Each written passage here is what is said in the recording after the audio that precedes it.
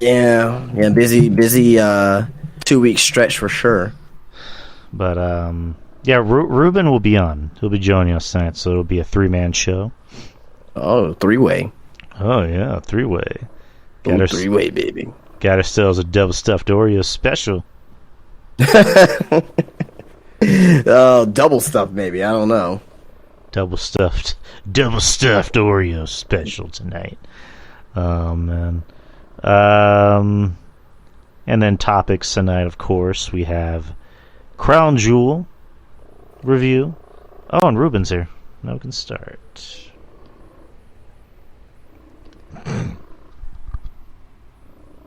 Hey, what's going on, Rube? Yeah, what's up? Yo. Hey, what's up, man? Not much, man. Just going over the topics. Crown Jewel. Talk a little bit about Raw. We don't have to talk too much about it. Just talk about the, just give a gist of it, and then a couple wrestling tidbits, and then if we have time, hopefully we can do a AEW bus flip. Oh yeah, I forgot about that. Yeah, that'd be cool. So now that's gonna be something for sure. Yeah, we're gonna. That's gonna be fun. Shit, Cornette was trying to do his own bus flip on his show, and he wasn't even able to do the whole roster. He stopped at M, and you do a 2-parter. Jesus Christ. I mean, that's how big the fucking roster is too. I mean, shit. Was it 3? I mean, if you the roster's more condensed on the AEW website, but if you go to the official roster, on the SmackDown Hotel, you go to that website that has fucking everybody. Luckily, I have Wikipedia up with me to fill me in on the roster, so we should be good. All right, just writing somebody. Yeah, no, you're good, man. Sorry about that, guys. I'm texting while I shouldn't be texting. I'm texting and podcasting. All right, let's start this shit up already. And 3, 2, 1. Hey, what's going on, guys? It is Wednesday. It's 8 p.m. or actually 8:04 p.m. Central Time here in San Antonio. I am Drew. Welcome back to the show, and it's going to be a 3-man power trip tonight. With me, as always, it's Justin from Spinebuster Tees, spinebustertees.com. All right, and the third man to our 3-man power trip. Yo, Ruben Prime, what's happening? Lots happening, Ruben, and we're gonna talk about it. And I noticed Maurice spelled Ruben's name wrong, but that's all right. I'll let Ruben get mad about that. Nah, it's all right. Everyone spells my name a different way, with an I or without it. It's okay. It doesn't incense you. It's it's an E. God damn it! My real name people spell wrong, so I get mad at that. That's my first name. Yeah, you're given Christian name, which I know. Yeah. Which I won't say on here. I'll let people will eventually find out what that is. But how are you guys doing tonight? Good, man.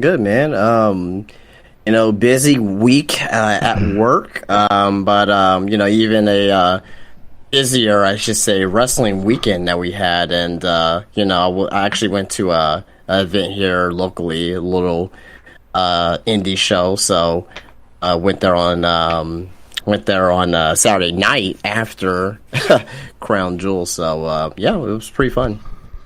What about you, Rube? I've been alright, just keeping busy, keeping my ear to the ground with wrestling. Just been, just taking a break from it, but I've been keeping my ear to it, and it's just been pretty wild elsewhere. But at least I'm here. I'm still ticking. I'm still kicking. I'm just here to talk about some wrestling. All right, and I'm off tomorrow, and the fiance's off tomorrow. So if we gotta go over 3 hours, we gotta go over 3 hours. Which we probably won't go over 4.5 hours like that one time, but we're gonna play it by ear, which is always fun. And Monty, I did get a day off. I got a day off tomorrow. Seeing Black Panther tomorrow, so should be a fun day. All right, There you go. so let's start with Crown Jewel, which happened on Saturday. It was in Riyadh, Saudi Arabia, at Mersul Park. I don't know if I'm pronouncing that right. November 5th, and 8 matches. So 8 matches were on the card. Let's start with the beginning. The first match was Bobby Lashley versus Brock Lesnar in a singles match. Wasn't that shocked that it went on first? Because Brock likes to usually go on first. If he knows he's not the main event, he's like, I just want to go on first and get the fuck out of here. That's usually his shtick, whether he was the champion or not. I mean, there was a WrestleMania where he was the champion and he decided to go on first, since they had Ronda Rousey and Charlotte and Becky go on in the main event. So he's like, fuck it, I'll just be the first match and I'll leave. This match went on first. It was 6 minutes. I guess I'll save my thoughts for later. What do you guys think? Whoever wants to start. I'll just say that this match overall, it started off good. You know what I mean? Expect like a Brock Lesnar match, a Braun Strowman match, Goldberg. They're all the same formula. A big car crash at the beginning. The wrestlers are going to hit their finishers, multiple times, or they're going to attempt to go for their finisher multiple times, and it just goes for, it's just a very quick ending. I didn't like the way that this match ended. Brock winning. I understand why Brock won now with Bobby Lashley turning heel, and on Monday Night Raw, like he's going back to that dominant heel type character. So it didn't make sense for me at the time, but Raw kind of shed a little bit more light on it. But just the way how Brock won, like we're gonna go with the 1996 Survivor Series Bret Hart and Stone Cold Steve Austin, finish. Okay, I didn't know Brock was that technical to do something like that, but whatever. I mean, we're not gonna remember this match. 5 months down the road, 7 months down the road, 1 year down the road, we're not going to remember this match. So, in the grand scheme of things, so it did what it needed to do. It really just gave Brock a win because he hasn't won pretty much all year, believe it or not. And it did for Bobby Lashley, turned him back into a heel, and eventually is going to have his program with Seth Rollins. So there you go. I'll save mine for last. Ruben, what'd you think? Well, let you know right now, didn't watch Crown Jewel. I had to work, but I did see the highlights of the match, and I'll say this: interesting ending to the match. I know a lot of people weren't happy. I know a lot of people were like, why did they do that? And I get it. But considering a few things, this helped Bobby's heel turn. I mean, he needed it, just due to the fact that he's been babyface for a while. But I do like heel Bobby Lashley, for a fact. And Brock, regardless how people feel, and I get it, him winning when he hasn't won a match, all year, I think. So just to help him, just get a W. And Monday Night Raw, even though Monday Night Raw was like not the greatest, but it did shed some light on the whole Bobby Lashley, thing, and we could be getting Hurt Business back. We could. I mean, I'm hoping. So that match did a lot. Yeah, we need Her Business back. We like MVP, get away from Omos. this dude's ceiling, that dude's ceiling, he already hit it like so many times. Just separate those two and bring back the Hurt Business. But yeah, like the match was like, just like a lot of people subscribe, just car crash, just quick in and out. So, you know, I enjoyed it for what it was, and it did help with, you know, bringing a heel Bobby Lashley back. I mean, I actually enjoyed the match up until the ending because it told a good story, and I like the fact that it didn't begin with a lockup, because the whole point of the feud leading up to the match was, you know, it started off with Brock destroying Bobby, and then Bobby getting back at Brock. And I forget if they had another pull apart. Oh yeah, they did have a pull apart. I'm sorry. So I like the fact that it wasn't just like, lock up, whatever, or a battle of strengths. No, it was just like Bobby's like, I'm gonna kick the shit out of Brock. I'm gonna do something that not a lot of people have been able to do, and he did, and I liked it. And I was thinking in my head, I'm like, okay, so is it gonna be like, Bobby's the only one that's able to take down Brock, and that's how you can tell a story leading up to, a possible Mania match? Is that, Brock became so obsessed, by the fact that, nobody's been able to do that to me except for Goldberg. So I'm obsessed. I gotta take this fucker down. But it ended up becoming that, Brock did the, like Justin said, the Survivor Series from, what was it, 96? Where, Brett, turned a submission into some kind of like pin. And I was like, I didn't like that. I didn't like the ending. I'm sorry. I didn't like that. In a way, it kind of also made, I don't want to say Bobby look stupid, but like the whole time he has the submission on, his shoulders aren't even on the mat. Like they're still up. So I don't know how they got away with that. So I think if they really wanted to, I guess, make Bobby still look strong and Brock still look strong, they could have done maybe something like where, Bobby is still obsessed with, beating the shit out of Brock to where he has him in the Hurt Lock, but he doesn't want to let go. Even after, Brock, has the ropes, he still has him in the Hurt Lock. And the referee has to, like, call the match because Bobby doesn't want to let go. Like, they could have done something. They could have done something like that, but I don't know. I mean, it looks like we're getting heel Bobby back. It looks like we're possibly getting the Hurt Business back, which I'm glad, because they shouldn't have even gotten rid of the Hurt Business in the first place. So I'm glad we're getting heel Bobby.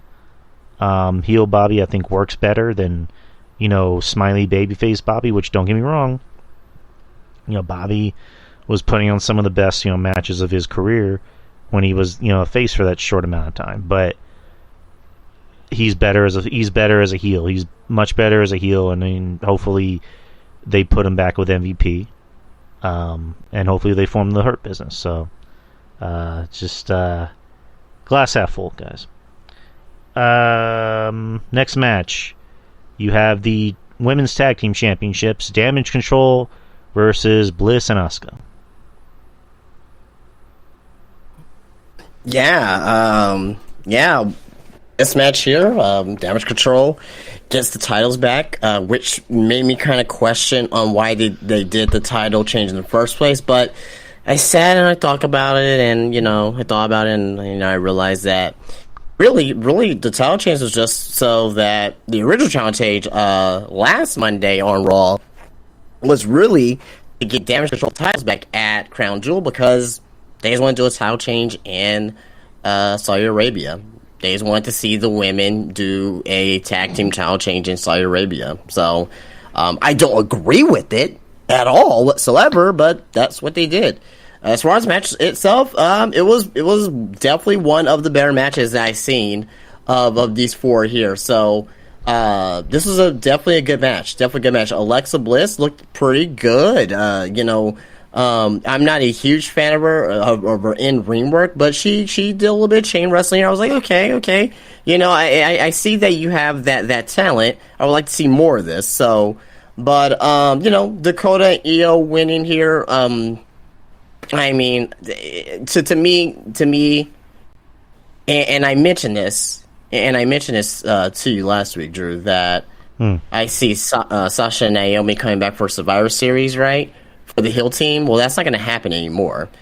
You know what I mean? That's going to, pretty much we're probably going to be looking at Sasha and Naomi maybe, or maybe just Sasha. I don't know. It doesn't even have to be with Naomi either. You know what I mean? Maybe they'll join the face team. Because the face team's there with the 3. They need 2 more. They need 2 more spots. And and what other 2 spots would be perfect than Sasha and Naomi? If they don't do that, then maybe it will be Becky Lynch and maybe Candice LeRae. Maybe that's like thinking outside the box there on that one. But yeah, I mean, there's a lot of options going into this, but really, we gotta see on who the next challengers is gonna be for the women's tag team championships, because it's really just these 2 teams right now, and there's no teams other than these 2 right now, pretty much. So I really want Triple H to gain focus back on this division, right? Let's get a good core of teams, and I think that's what he's trying to do right now. That's why he's, bringing back, like Emma and Mia Yim. She came back on Monday, right? So, so he's bringing the women back because he's gonna have the Queen of the Ring tournament, which is gonna be awesome. I can't wait to see that. Also, B as well. I think he really wants to start developing this tag team division over the next few months. So, but yeah, match for Raw was good. And, we'll just see where this takes us going into Survivor Series over the next few weeks.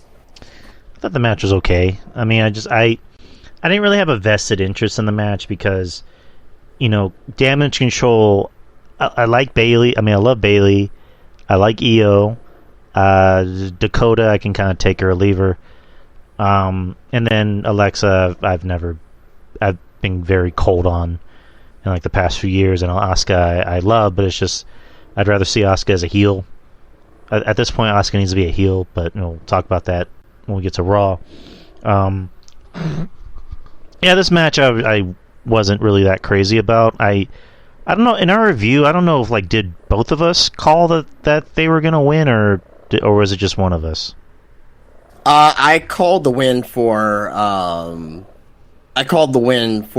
the babyface team, Asuka and Alexa Bliss. Yeah, I think it was both of us, because I was even like, yeah, they're not just going to take the titles off of them after they just won it, and then sure enough, the heels end up winning the titles back, and it's just like, oh well, yes, we were wrong. But I'm just like, what was the point of having them win? I guess was that a way to get a rating? Nothing to do with the rain. It was really for the Saudi, in my opinion, for the Saudi crowd. The Saudi crowd for that title change to happen there. I mean, that's just my opinion, but I could be wrong. I don't know, but the match was okay. I mean, it was what it was. Yeah, Ruben, I know you said you didn't watch the show, but thoughts about, I guess, the results of the match. Yeah, I gotta agree with Justin. It's just to pop the Saudi crowd, to have a title change, and yeah, that was the only title change there for the whole show. So it made sense. And I mean, Asuka and Alexa Bliss as champs, I don't really like it. Doesn't sit well with me. And Asuka should be a heel. I remember that NXT Asuka, just making women tap out, kicking people in the back of the head. That's the Asuka I remember. This current iteration of Asuka, I'm not a fan of, and I'm always be a fan of hers, but just she needs a resurgence. Just because she's been very cold, and especially since her return. And I was happy when she came back, but they just straddled her with just random women, and it's is not gelling. Like, her being a babyface isn't gelling. Maybe she doesn't want to be a heel. Maybe she does, and they're just waiting for the right time. But I do hope she eventually becomes a heel.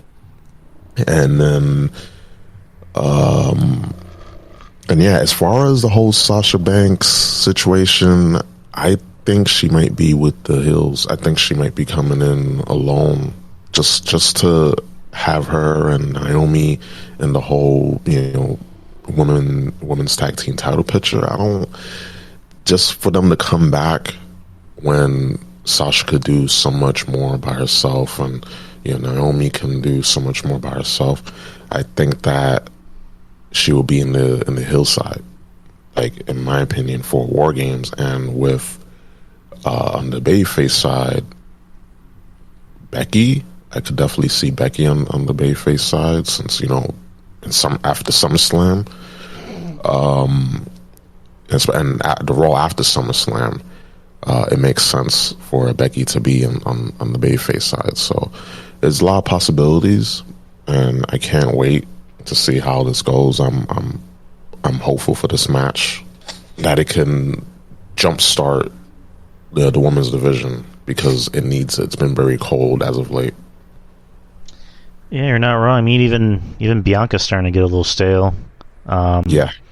But yeah, the women's division does need kind of like a shot in the arm. So hopefully, with the return of Becky, Sasha, Naomi, maybe even like a character change to Asuka, that could be the thing that the women's division does need. Next is a steel cage match with Drew McIntyre and Karrion Kross. Yeah, I thought this match was good. I mean, I know some other people were probably sour. I thought the match was good overall. Wasn't great, wasn't fantastic, wasn't groundbreaking, but I thought, it had some excitable moments in the match, and it got the job accomplished. And with Drew McIntyre winning, it made sense. A very I won't say thrilling ending to the match, but you like a good little chase at the end of a cage match there. Now, the only thing that I kind of soured on a little bit was I think Scarlett has been helping Karrion a little bit too much. It's kind of like in comparison of Zelina Vega and Andrade in NXT.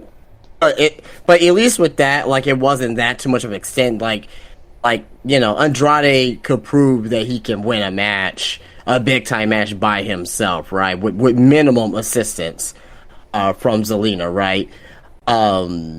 With Karrion Kross, every big time match, it seems like she gets involved in some aspect that directly leads to him winning the match directly. So, they need to kind of tighten that up a little bit, because it's not really making him look very strong as this character here, as this him coming back.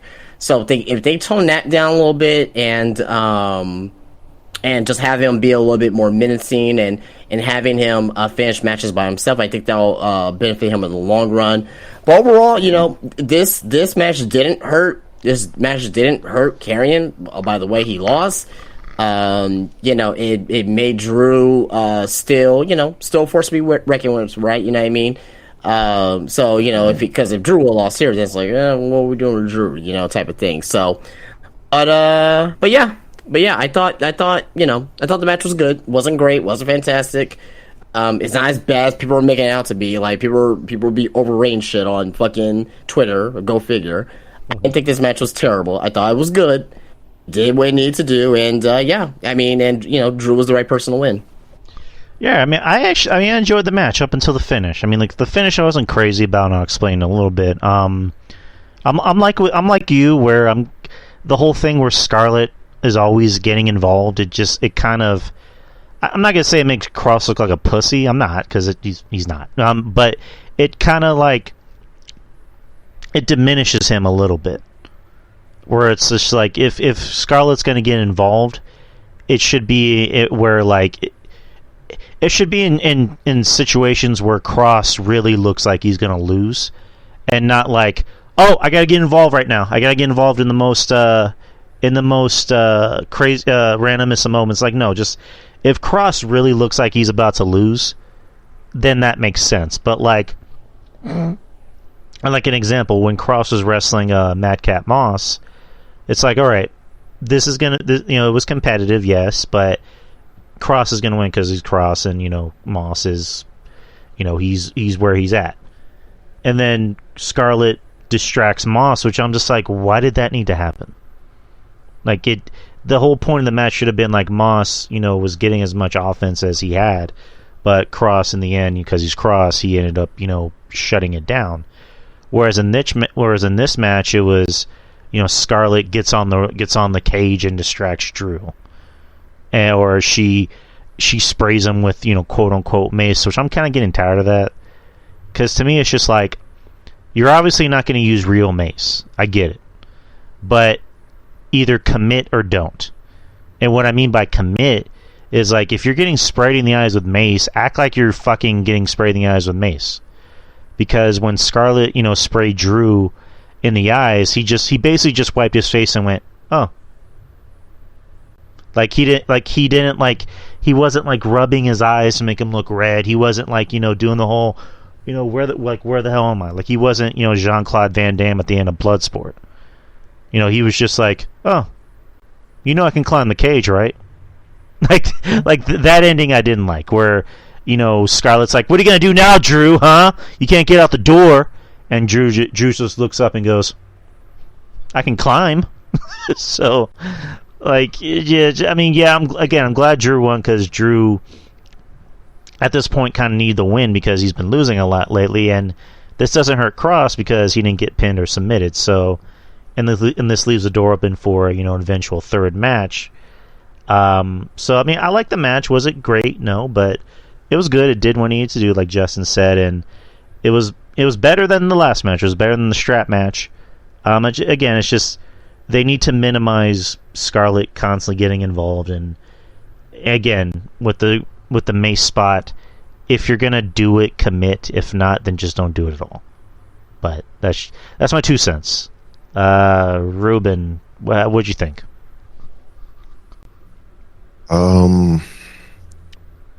Just with the results, like you said, Drew needed a win because he's been the losing end. But again, the whole thing with Scarlett helping out Drew, at first time, second time, I was like, all right. But even like with the match with Madcap Moss, I was like, why is she helping him to win? Like, it's Madcap Moss. It just, when something is overdone, it just kind of makes the person weak. Even though we know Karrion Kross isn't weak, like, he can definitely handle himself, but just certain things we can do less of, and way less. And the whole interference thing, it shouldn't be overdone because, again, it just makes the person weak, and we don't want that. For anyone, it should be done at the right time. And the whole mace thing, that's just getting overplayed, and to the point that you're not selling it. Yeah, like that's an issue. Like, you gotta sell. That's like one of the problems I talk about regarding like wrestlers nowadays not selling. I mean, AEW, but that goes without saying. But at the end of the day, the right guy won, in my opinion. But the interference, man, like, it's just like, again, like, it's just overdone, in my opinion. Right. I mean, again, we like Cross. I mean, that's our boy. We support him, but it's just like, you look back in NXT. I don't think Scarlett ever got involved in NXT. But then again, it was, look at the crop of talent he had in NXT. She didn't need to get involved in NXT. Right. I was about to say, like, look at the crop of talent. He was wrestling smaller guys like like Finn, like Gargano, like Cole. Well, I mean, I don't yeah, they had that fatal 4-way at that In Your House, but like, now he's on the main roster. He's wrestling bigger guys. He's wrestling Drew. He had a match against Moss. So, but still, it's just one of those things of just like, regardless, like, why is Scarlett getting involved so much? Like, it's at the point where I don't want to say it's not making me take Cross seriously, but it's just like, well, Scarlett seems like the only star at this point. Like, Cross, they're pushing him like he's a star, and they want him to get over, but it's just they're in danger of the fans looking at him the same way they looked at Mark Marrow. And I hate to say that, but it's just like, look what happened to Mark Marrow. He brought in I wouldn't go that far. Let me explain. They bring in Mark Marrow, they bring in his hot-ass wife, Sable, and what happened? Sable got over. Here's what I'm saying, is that they're in danger of eventually that becoming the issue, if they're constantly having Scarlett almost be the focal point of the match. You know what I mean? I mean, maybe I'm over exaggerating, but that's just kind of how I see it. And again, this isn't me saying that it's going to end up with Scarlett body slamming Cross on the fucking outside of the ring, and then Steve Austin calling Jim Ross and saying, "So who am I wrestling again next week?" Which that was, if you guys didn't already know, that was a story that Mark Marrow was apparently supposed to wrestle Steve Austin for the title on like an episode of Raw, and then like the week before, he allowed his wife to body slam him on the floor outside the ring, and Steve Austin calls Jim Ross and goes, "So who am I wrestling again next week?" So yeah, not saying that's gonna happen, but I'm just maybe it's a bad comparison, but oh, sorry. Next match, you have the Judgment Day versus the OC in a 6-man tag. This is an okay match. It did what it needed to do. I think we picked the OC because, or maybe I picked the OC because we were saying AJ kind of needed the win, but Judgment Day won because Judgment Day is they're over. We can't deny that they're over. It was a fun match. Michael Cole was just really animated during this match. He was just on fire tonight. Like he was really good. Like just the end of the match, when Judgment Day got the win and Rhea Ripley, like she ends up fucking with AJ so Finn can get the pin, and he just goes, "Someone needs to kick her ass." Like I just thought that was funny as shit. And goes into what happened on Raw the next night, which we'll talk about. But Justin, what'd you think about the match?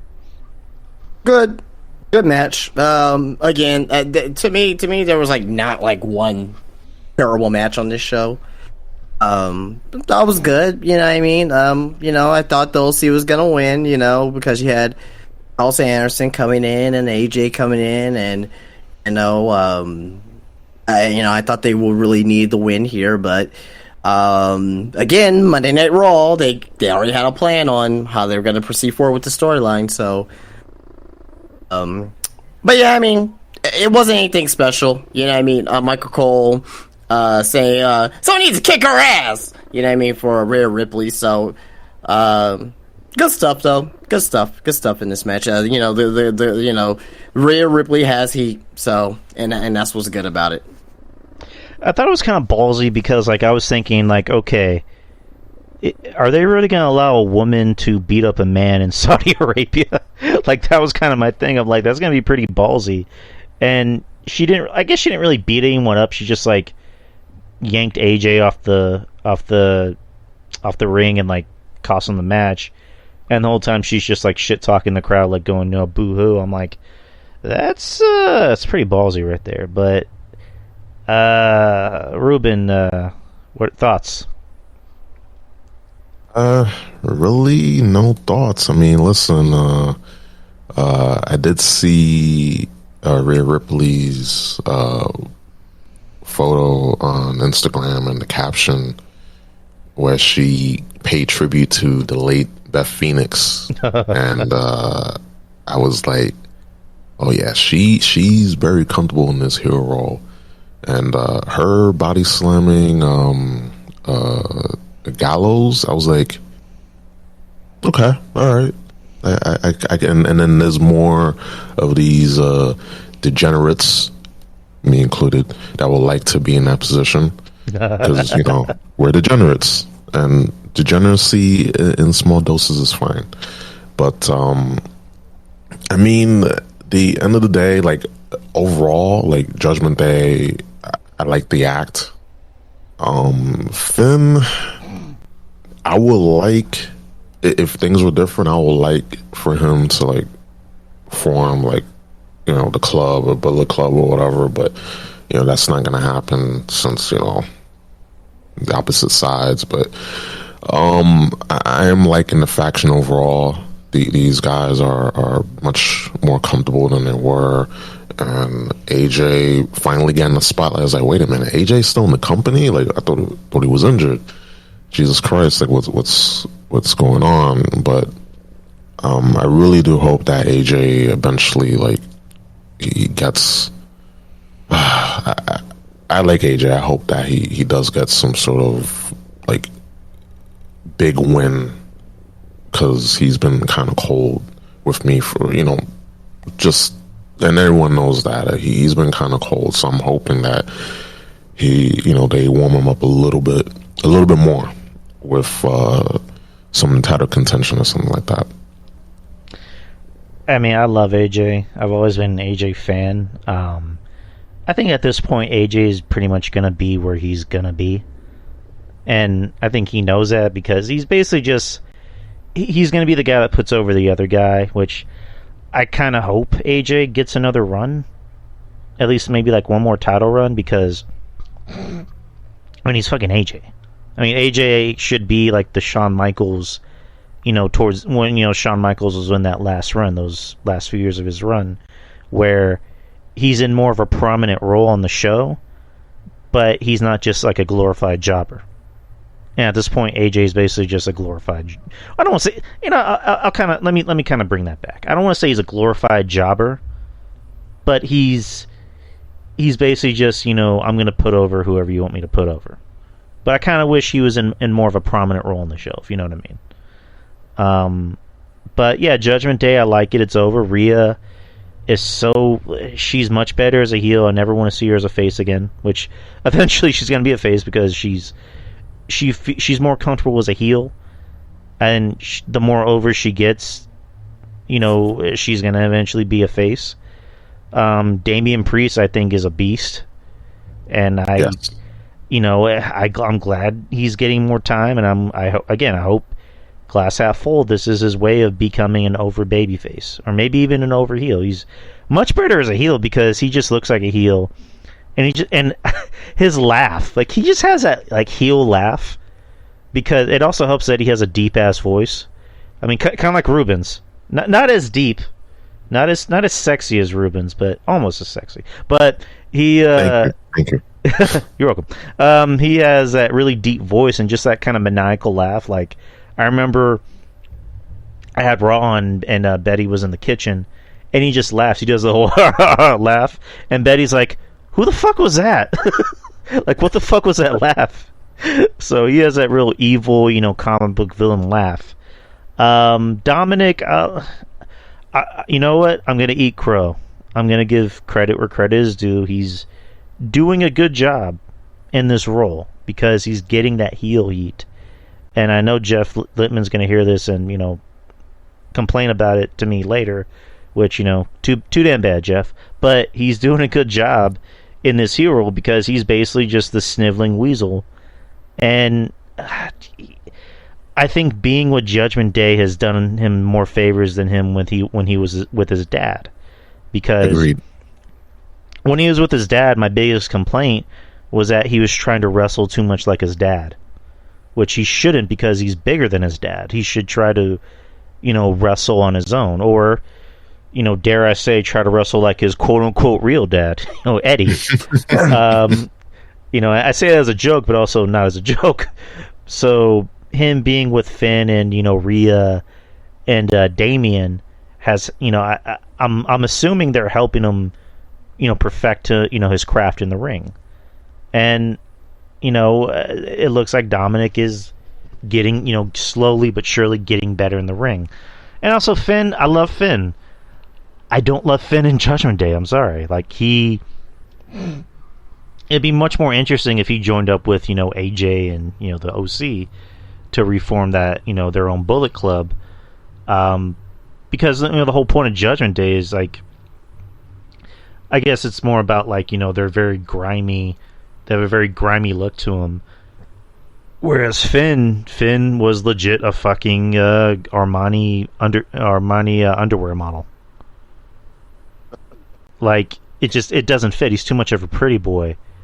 And, I know with Dominic, his whole thing was, it fits. Like, his storyline was like, my real dad didn't want me, and then he gave me to Ray, and then Ray, treated me like shit. He chose, Edge over me, so fuck him. Like, that's good.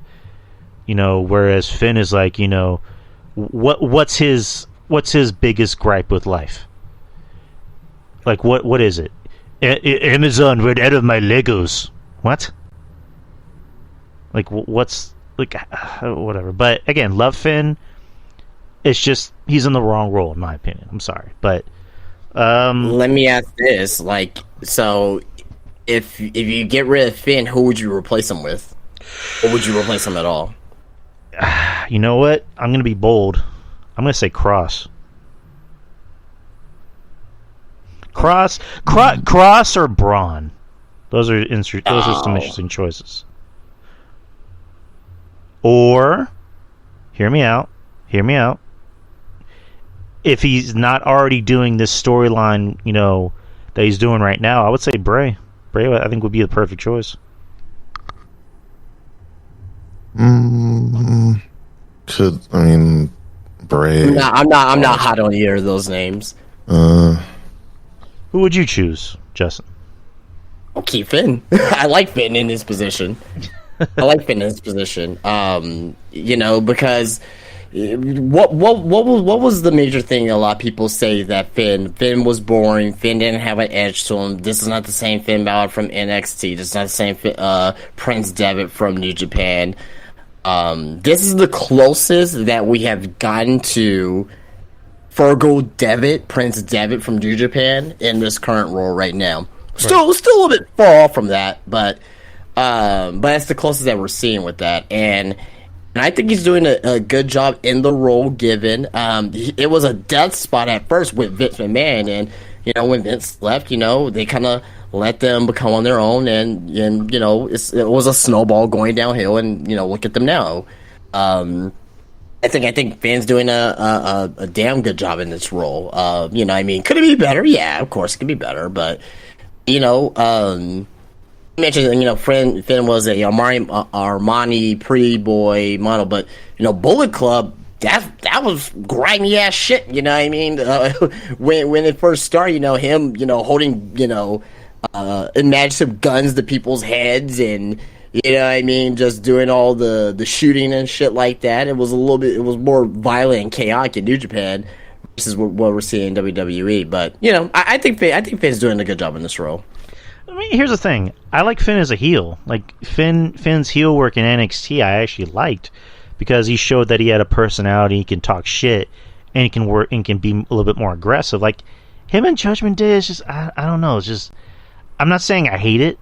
I'm just saying, like, I don't know, like, if you can swap anybody out that could maybe fill that role a little better. Like, as far as, like, the whole point of the group is that, we're grimy, we're dark, we're edgy. Right. And with Finn, it's just like, I'm not sure if you fit the role. So, I don't know. That's just my opinion. Next is Braun Strowman versus Omos.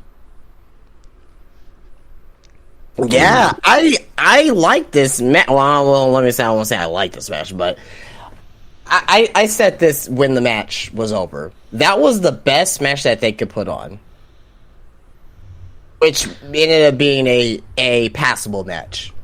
Right. I said this a couple times before. Omos, he has personality if you let him show his personality. He was talking shit during the match.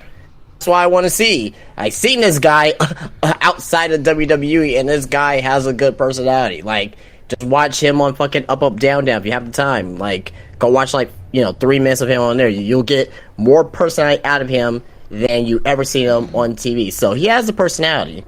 He actually the match itself, the work that he did was probably some of the best work I've seen him done. Again, not great. What else are you expecting from Omos? He's not going to go out there and wrestle like Kurt Angle or Bryan Danielson or or Heyman Adam Page or Kenny Omega. He's not going to do that. He's a giant. He's an attraction. So for what he did here, I thought he did a decent job.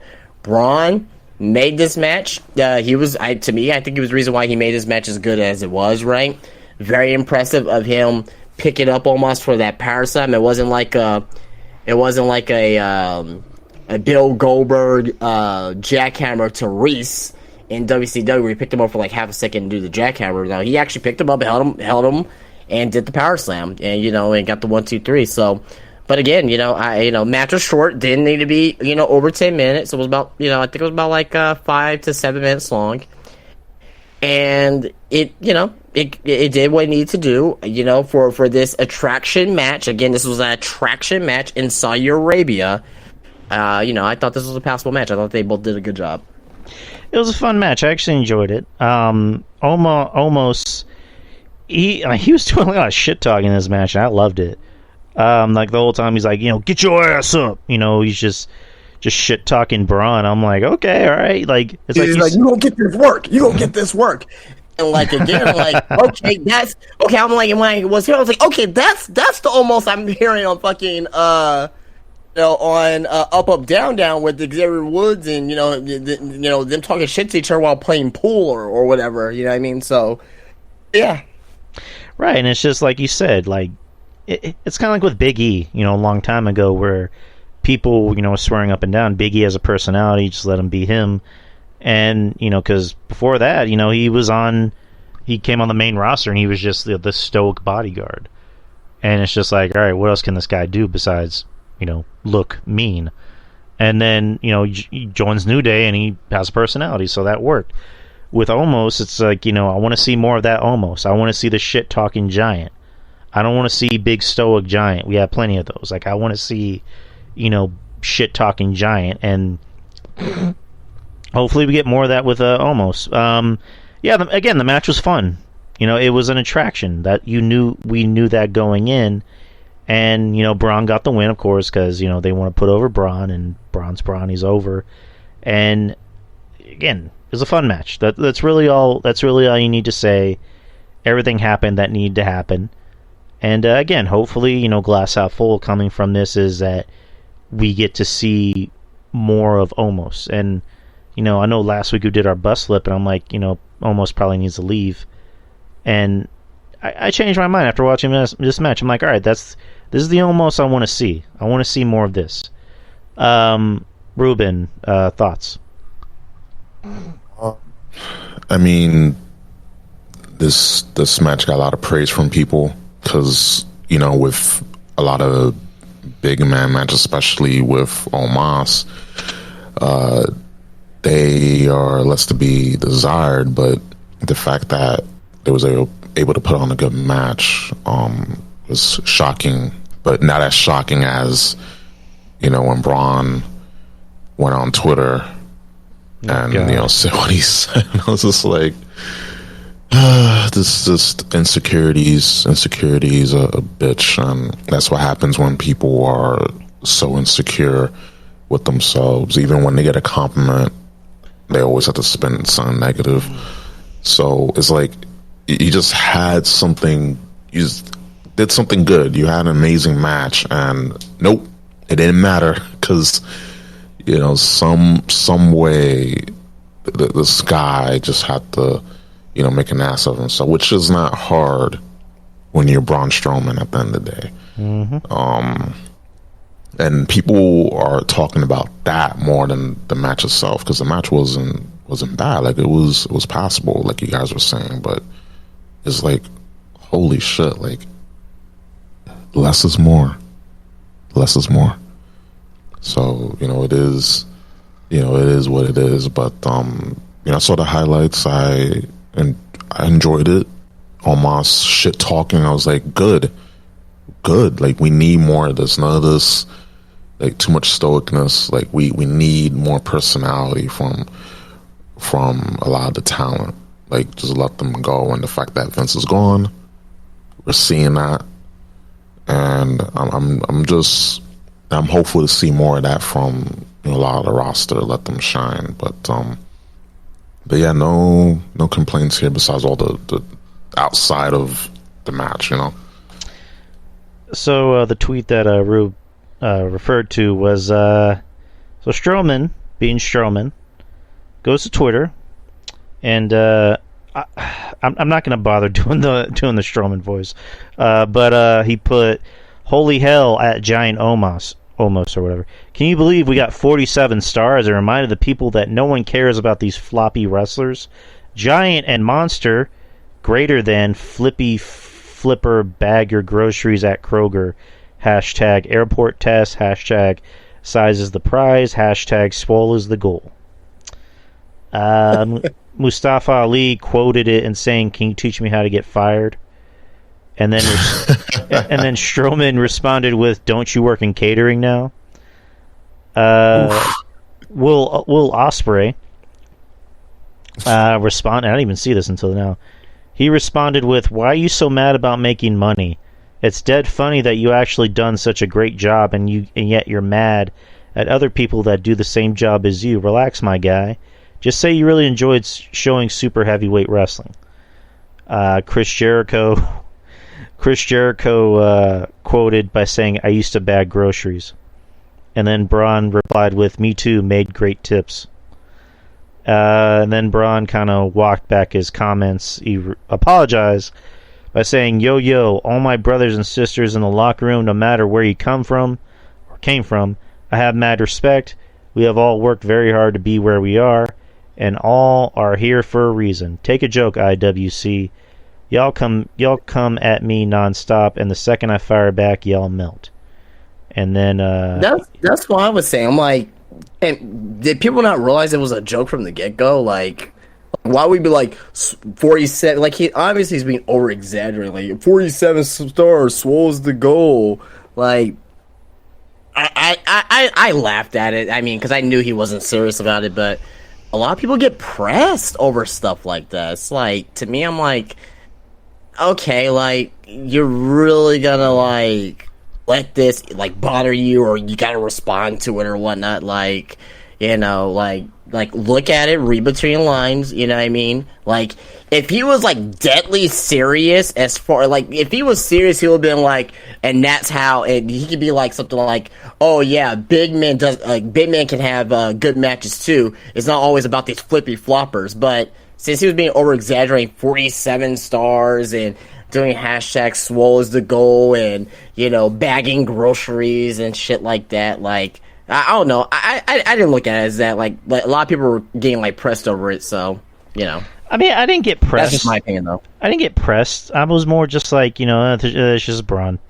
Like, there's certain wrestlers that don't know how to internet, and there's a lot of them. And then there's wrestlers that do know how to internet, which Braun doesn't know how to internet. In this case, I think it was a little bit more harmless, but I also think like he, again, like Justin said, he over-exaggerated, but at the same time, I guess he was joking, or maybe someone in the office was like, maybe you should shut the fuck up.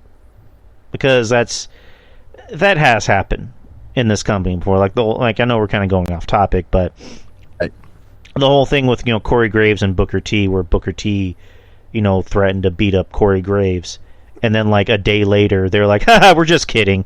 Haha, we're friends.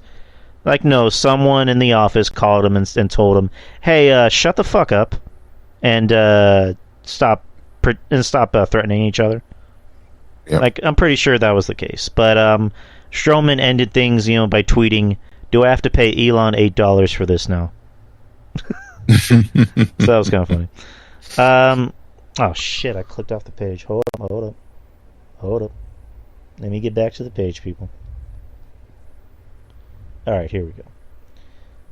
Next match, you had the Usos defending the Undisputed Tag Team Championships against the Brawling Brutes. Another good match from East 4 here. Brawling Brutes. Damn good tag team. Pete Dunne, Butch and Ridge Holland. Very good tag team together. Like their new theme music as well. I was like, Sounds like very obviously they're Irish, but it sounds like one of those Irish like that Irish song from The Departed. You guys know what I'm talking about if you watch The Departed, but yeah. Yeah, it's very very very very good, very very good match. Well, Souls was gonna win. I mean, I don't know why. There was actually some people on Twitter guys, there's a fucking hellhole on Twitter, like there's some people who just should be on the fucking internet. Like, oh, the Bryan Bruisers really have a great chance of winning. Really? How? How is that if the storyline is the Usos going up against the New Day or for the tag team championship for the New Day's record not to be broken? Like, how? What made you think the Brawling Brutes were going to win? Like, please get off the internet, like, and not talk wrestling. Like, I mean, like, you just gotta, sit and learn. But the match was good. I liked the match. It was a very good match overall. I mean, it was short match, but no harm, no foul. I liked it. Yeah, it was a fun match. It was good. I mean, because again, the Usos are the Usos. They're, to me, the best tag team in wrestling today. Bar none. And the Brawling Brutes, they're good. I like Pete Dunne better as Butch. More so than I liked him as Pete Dunne in NXT. I was never the biggest Pete Dunne fan. Now I like him better as Butch. Ridge Holland, I think, has improved. He's working more like a big guy. He's perfected his moves, and just the unfair, negativity, thrown at him because of what happened to Big E. And granted, yeah, that sucked. And Big E, is moving his hips a lot better, so he looks like he's getting back into Big E form. And Big E squashed it. Like he said, hey, I talked to Ridge. Ridge called me after that happened, and we're good now. So, if Big E can forgive him, why can't we? But anyways, Ridge he's improved. Is he lighting the world on fire? No, he just needs to work like a big guy, and he's doing a good job. So this match was fun. Again, there's no chance in hell that the Brawling Brutes are going to win this. Like, come on. I mean, the whole storyline going into this Friday is, the New Day have their record intact, and, the Usos are creating a record. So the Usos are obviously going to win on Friday. So, yeah, this match was fun. It did what it needed to do. I liked it. I enjoyed it. I mean, there were some spots in the match where I'm like, oh shit, are the Brawling Brutes actually going to win? Like, for a second. But, the Usos won. Ruben, thoughts? Listen, I've been sour on Butch, but, I had to eat my words and drizzle it with some, I guess, hot sauce. I don't know, but gotta eat him because he's been very entertaining, and just things like that take time. New gimmicks. We gotta warm up to them and understand, like, in the beginning, just how it was, like, just like very scrappy doish. So I understand, but I mean, I can appreciate what Pete Dunne is doing, as Butch, and it seems like he's having fun. So I'm all for that. I'm all for wrestlers having fun. Not be just boring and just not boring, but just be miserable. So if they're having fun out there, like I'm all about that. And yeah. The IWC has an issue when they try to fantasy book everything. Like, oh, there's a chance. It's like in Dumb and Dumber. So you're saying there's a chance, and it's like, no, there's no chance. Especially since there's a better story with the New Day and the overall record that they're trying to keep intact. So it's just like, yo, stop it. Go outside, breathe, just breathe in the clean as city air can be air, because all this fancy booking is just ridiculous. But they need to focus on getting some bitches. That's what they need to do.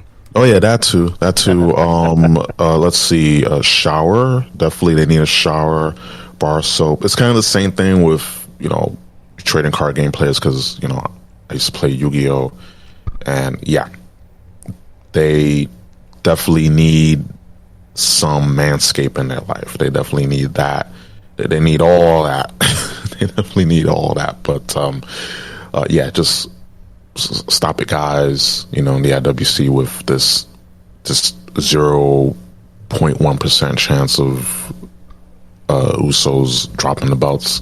We all know who will get the tag team belts eventually, and that is DeAndre Uso and KO, Kevin Owens. Like, Yep, 100% agree. That's who's gonna get the belts eventually. But yeah, like this match again, saw the highlights, and Ridge has gone very, very good. And like I said, Butch, like I've grown, like I've started to appreciate him a lot more. And the Usos, that they're one of the greats. So that goes without saying. When you talked about the bar of soap, I just thought of the scene in Man on the Moon with Andy Kaufman, where he gets in the ring. He's like, "This is a bar of soap. You use it to clean your disgusting bodies." Like I thought that was funny. That'd be funny. That'd be funny. I just thought of something. It'd be funny if Sami Zayn started acting like Andy Kaufman. Oh, that'll be money right there. Just him coming out and just like doing simple insults. Not even like cussing at the audience, just going, "This is toilet paper. You use it to wipe the shit off your bottom. Unfortunately, you can't wipe the shit off your face." I know. I just said no cussing, but fuck it. I don't know. Hey, book it.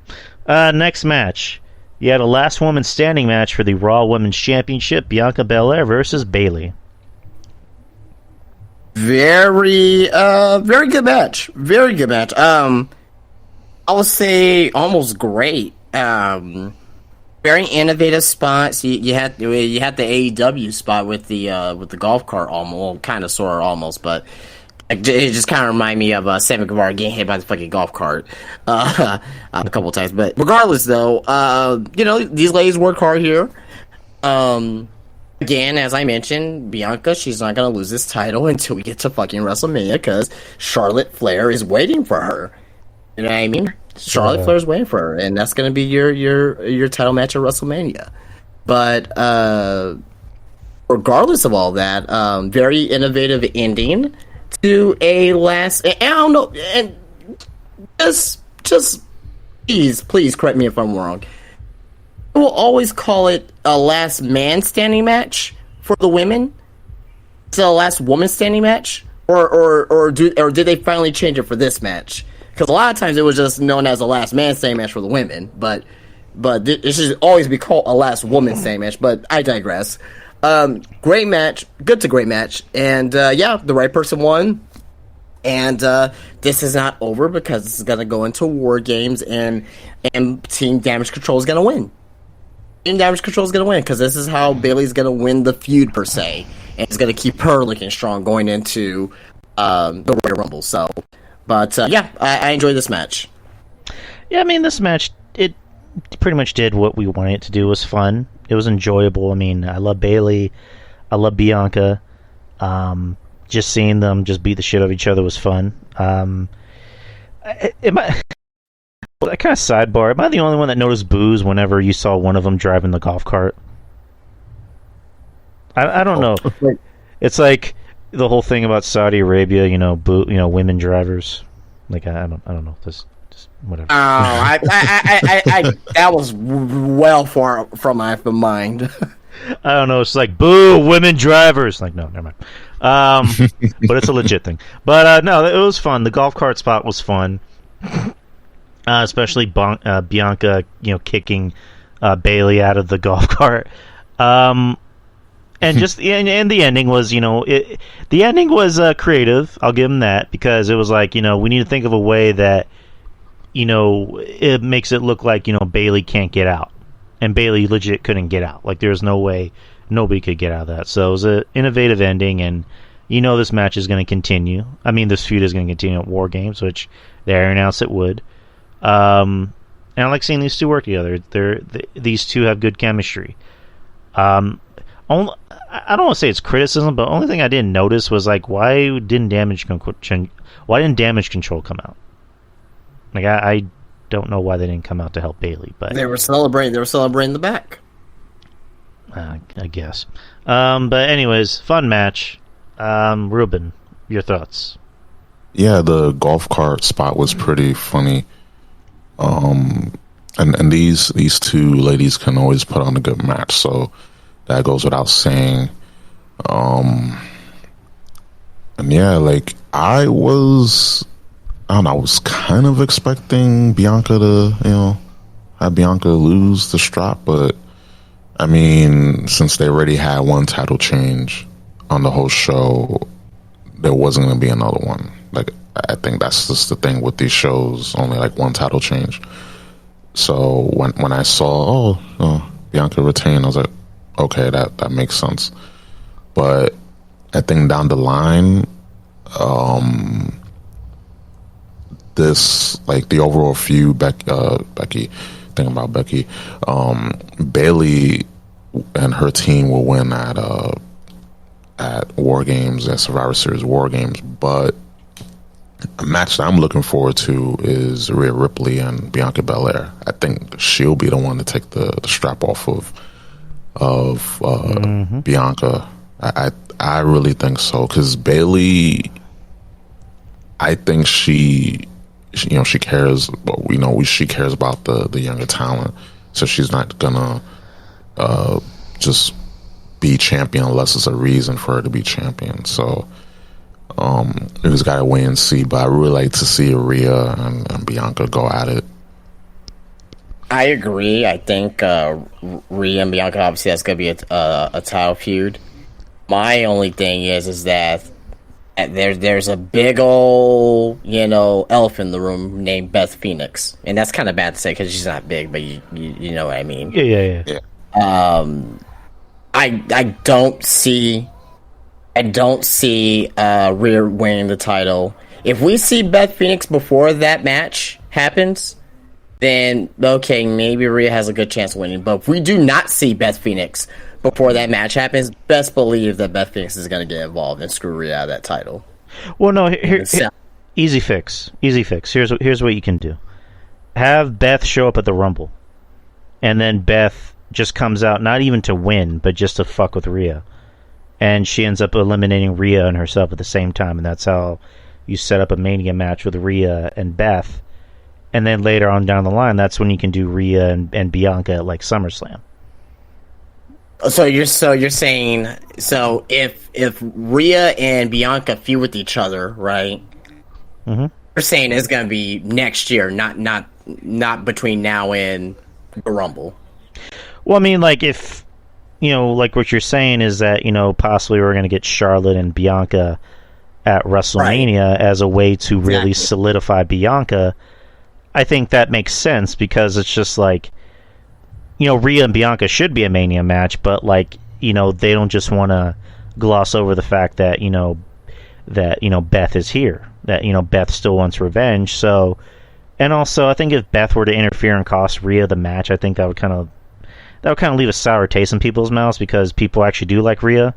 Even though Rhea is good at being a heel and she can, garner that heel heat, there's still people that like her. So it's gonna make the people not like Beth. So you want that match to be at Mania, and then once Rhea is done with Beth, she can move on to Bianca at possibly SummerSlam. So that's just how I see it. And then next we had a promo from Bray Wyatt. Bray Wyatt comes out, and okay. Here I'm gonna maybe be the bad guy in this. At this point I'm kind of not enjoying the Bray Wyatt thing, and I get where they're going. Is they want to do, Bray Wyatt versus his personalities, and Justin's saying he thinks his connection dropped. Justin, you there? Hold on. Justin, if you can hear me, just get out and then come back in. So let me just get Justin back in real quick. Hold up.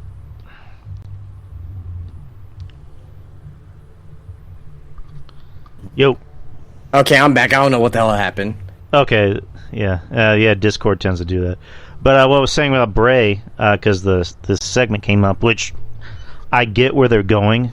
They're doing the Bray versus his personalities, and clearly one of those personalities, if it's not, Uncle Howdy, is Bo. I'm just not feeling this personally, because here's what I noticed during this promo is that the fans were actually liking it more when Bray was being a human, when he was being a human being and saying, I'm a human being and, nobody loves me. And the crowd was cheering him. And he was like, but, nobody should love me. I don't deserve your love. Like, it's just like, dude, at this point, you're much more interesting as just a real human being than being the spooky supernatural man. So I'm not feeling it. I'm already starting to get bored with, the build up because I already know where it's going. I mean, I'd rather Bray just be Bray, just be a human being, do something different for once. Because I liked that promo when he came back and he was just a real person, and then it ended with, the supernatural stuff. I'm like, just let Bray be Bray. But what do you guys think about the promo or the whole Bray thing to begin with?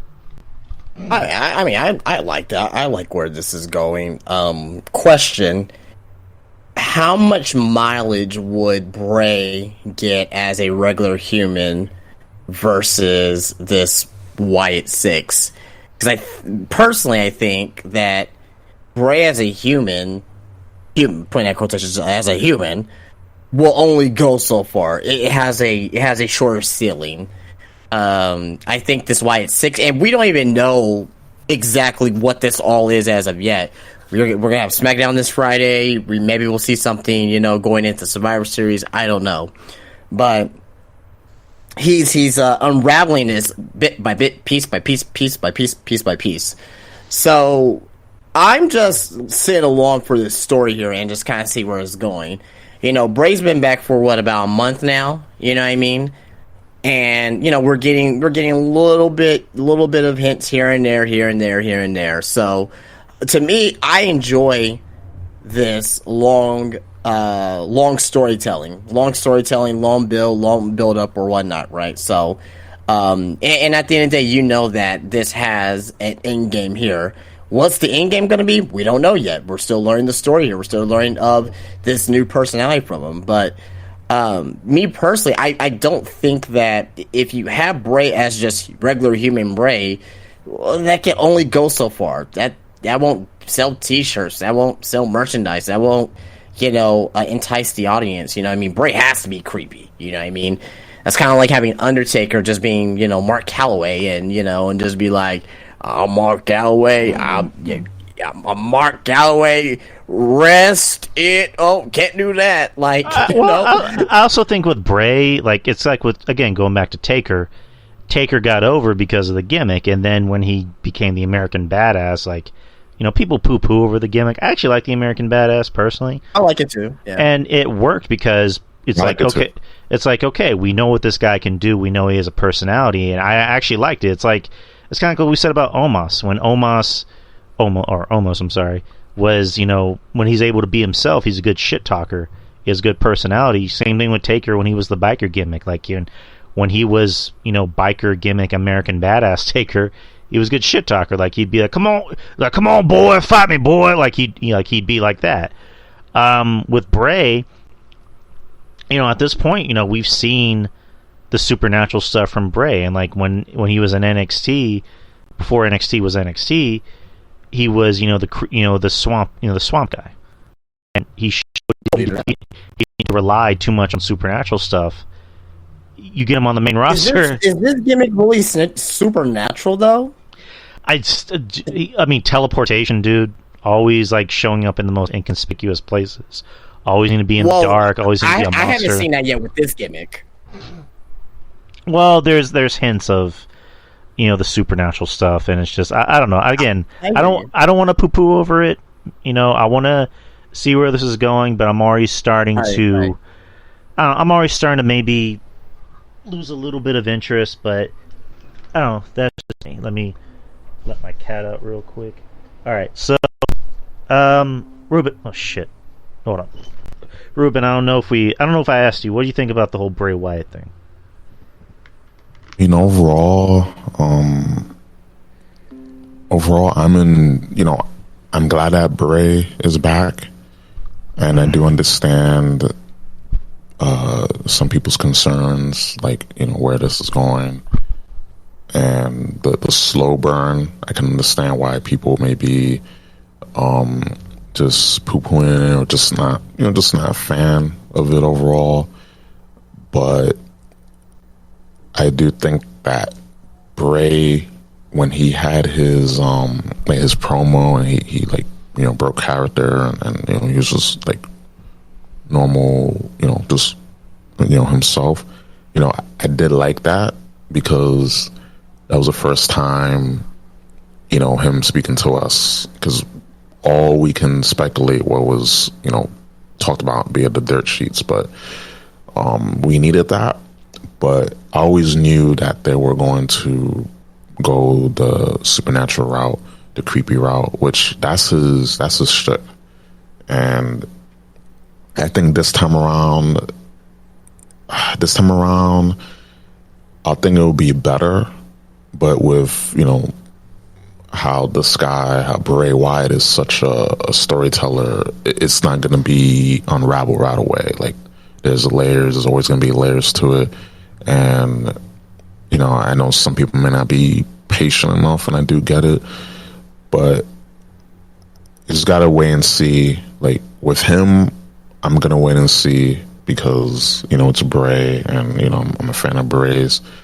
You just gotta, be patient, but I do get it. I do get the other side of the coin. I'm not just, blind, like, oh, it's great, nothing he does is wrong, but I do get it.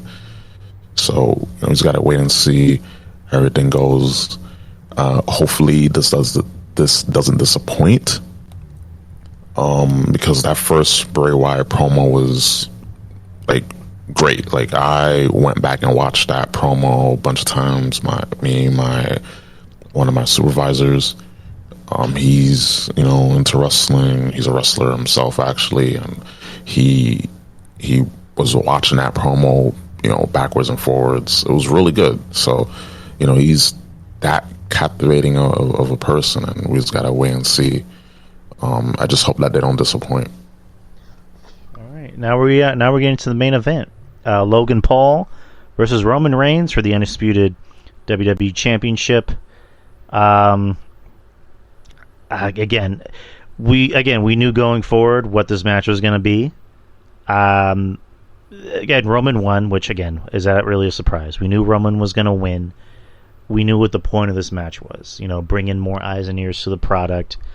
At the end of the day, whether we want to agree with it or not, Logan Paul, in the year of 2022, he's what's considered a celebrity. And, yeah, he's gone out and proved himself, in the world of boxing, and he went toe-to-toe with Mayweather. I mean, he lost, but he still went toe-to-toe with him. And in WWE, he's proved himself. Like, he's only had 3 matches, and he's, like, really damn good. Like, he gets it. Like, he takes it seriously. He's not just here for a paycheck. He's here, to know the craft and to get better and to improve. Like, he trained with fucking Shawn Michaels. He trained with one of the best, and his match with Roman it was entertaining. It was fun. And I said, leading up to the match, they really, they did a great job at building the match to where you thought Logan could maybe win. And they even put doubt in the eyes of everybody in the bloodline. Like, Logan, not Logan, but Paul Heyman and, even, Roman not taking him seriously. The whole match was Roman just smiling at Logan, just being like, really, this guy? Like, come on. Like, you don't belong in the ring with me. And I even there was a bit where, Roman had Logan in a headlock, and he's like, take your ass back to YouTube. I don't want any of y'all in this ring ever again. No more YouTubers in my ring. And Logan's like, oh, we coming, baby. So I like that. I like Roman shit talking. And again, like, you know, there were some good spots where I'm like, holy shit, like, is this going to happen? But no, it didn't happen. I was like, all right, figured. And of course, you know, the big schmoz at the end, you know, where, you know, the Bloodline got involved. The Usos got involved and took out, you know, Logan's crew. And Jake Paul came out, which I'll give him credit. I'll give him a pass on this. Like, he's new in wrestling, but his punches look bad. Like, his worked punches did not look very good. So I'll give him a pass. You know, it's not like he's Shane McMahon, who's been in the business for almost 30 years and still throws shitty punches. So or like Shawn Michaels with the ram punch. Okay, yeah, I'll give Jake a pass on that. I'll give Jake a pass, and then you know, Solo comes out, and you know, blah, blah, blah, and then Roman wins the match. So again, it was a fun match. I enjoyed it. I thought, you know, to me, it was the best match of the night. And again, Logan's really goddamn good. And after the match, he revealed that I think he was hurt going into the match. Or no, he got hurt during the match. I'm sorry. He got hurt during the match. Torn ACL, MCL, and then a meniscus injury. So he's going to be out for a while. But good on Logan. Good match. What'd you think, man? I thought this match was awesome. Great match. This is the best Roman match in all of 2022, in my opinion. Probably the best Roman match maybe since last year's Mania, the Triple Threat. Like, this was a damn good match. And for the people out there who still hate Logan Paul, like, get over it. Get over it. He clearly loves what he's doing. He clearly has a passion for this. He clearly is taking this very seriously. He clearly wants to learn. He clearly wants to be great. How can you hate on that? Yeah. How can you hate on that? You know what I mean? And I'm one of those guys like, oh man, the Paul's not even at that, but like even before then, like, I'm a YouTuber, you know, gaming YouTuber or whatnot, and I had to look at certain channels how to build thumbnails and titles and things of that nature, and the Paul brothers was one of the things that I did. And I watched some of their videos. Like, you know, there was some stupid shit that they were doing, like the suicide forest with Logan Paul and Jake Paul just doing stupid shit in the home before he even became a boxer and all that. But Logan Paul, like, and I said this last week, like Logan Paul, he's not really that bad of a person. I'm sure he could be annoying, right? Like, some people, like, just look at him like he's not even that bad of a guy. Like, he just likes to have fun, and, you know, yeah, he does stupid shit, but like, we're acting like we never done stupid shit before in our lives either. So, well, but, I mean, did we go into a Japanese suicide? I just mentioned that. I just mentioned that portion right there. Right. Okay. But even at that, even at that too, is like, we all done stupid shit before, right? Maybe to not that extent and that extreme, but we all done stupid shit. We're not saints, right? Right. You know what I mean? There's some people who stole from, you know, from the mall. There's some people who who said some derogatory things. There's people who were filming stuff in the Japanese, you know, or suicide force and filmed a dead body.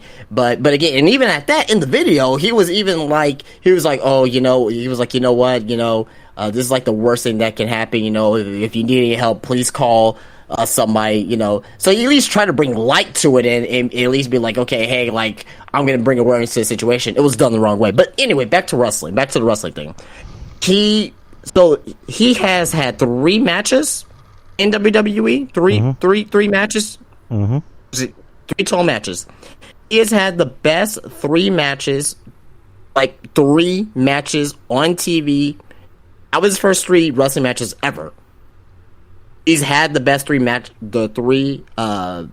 matches ever in wrestling history. I mean, somebody else who's had better matches than him. I can't think of anybody. In their first 3 matches. You can't think of anybody. You can't think of anybody. And this is not even counting him. He's now on the road. He's not somebody who's wrestling house shows. He just comes in and he does it, and he's supremely athletic, supremely in good shape, and and he's good. He's good. He's pretty good. And I mentioned this last week that it'll be good for him to win a mid card title. Now he's probably not going to do that for at least a year with this injury, but I could definitely see him win a mid card title. Let him be on the road for maybe about a month, 2 months, maybe 3 months, and defend the title and actually work these shows every single week. But and another thing is, when he did the buckshot lariat, a lot of people were saying, "Oh, he did better than Adam Page." All right, calm down. All right, it was good. He did way better than CM Punk, but not Adam Page. Like, come on, let's not get ahead of ourselves here. Let's be fair with this. The whole frog splash through the table on the outside with the foam. There was a lot of people. I went to his social media, I went to his Instagram, and I looked like, okay, let me see who's commenting. A lot of people who don't watch wrestling were commenting, and they're like, "Oh man, this is chaotic. This is so cool. I saw your match, amazing. I saw the whole show, amazing."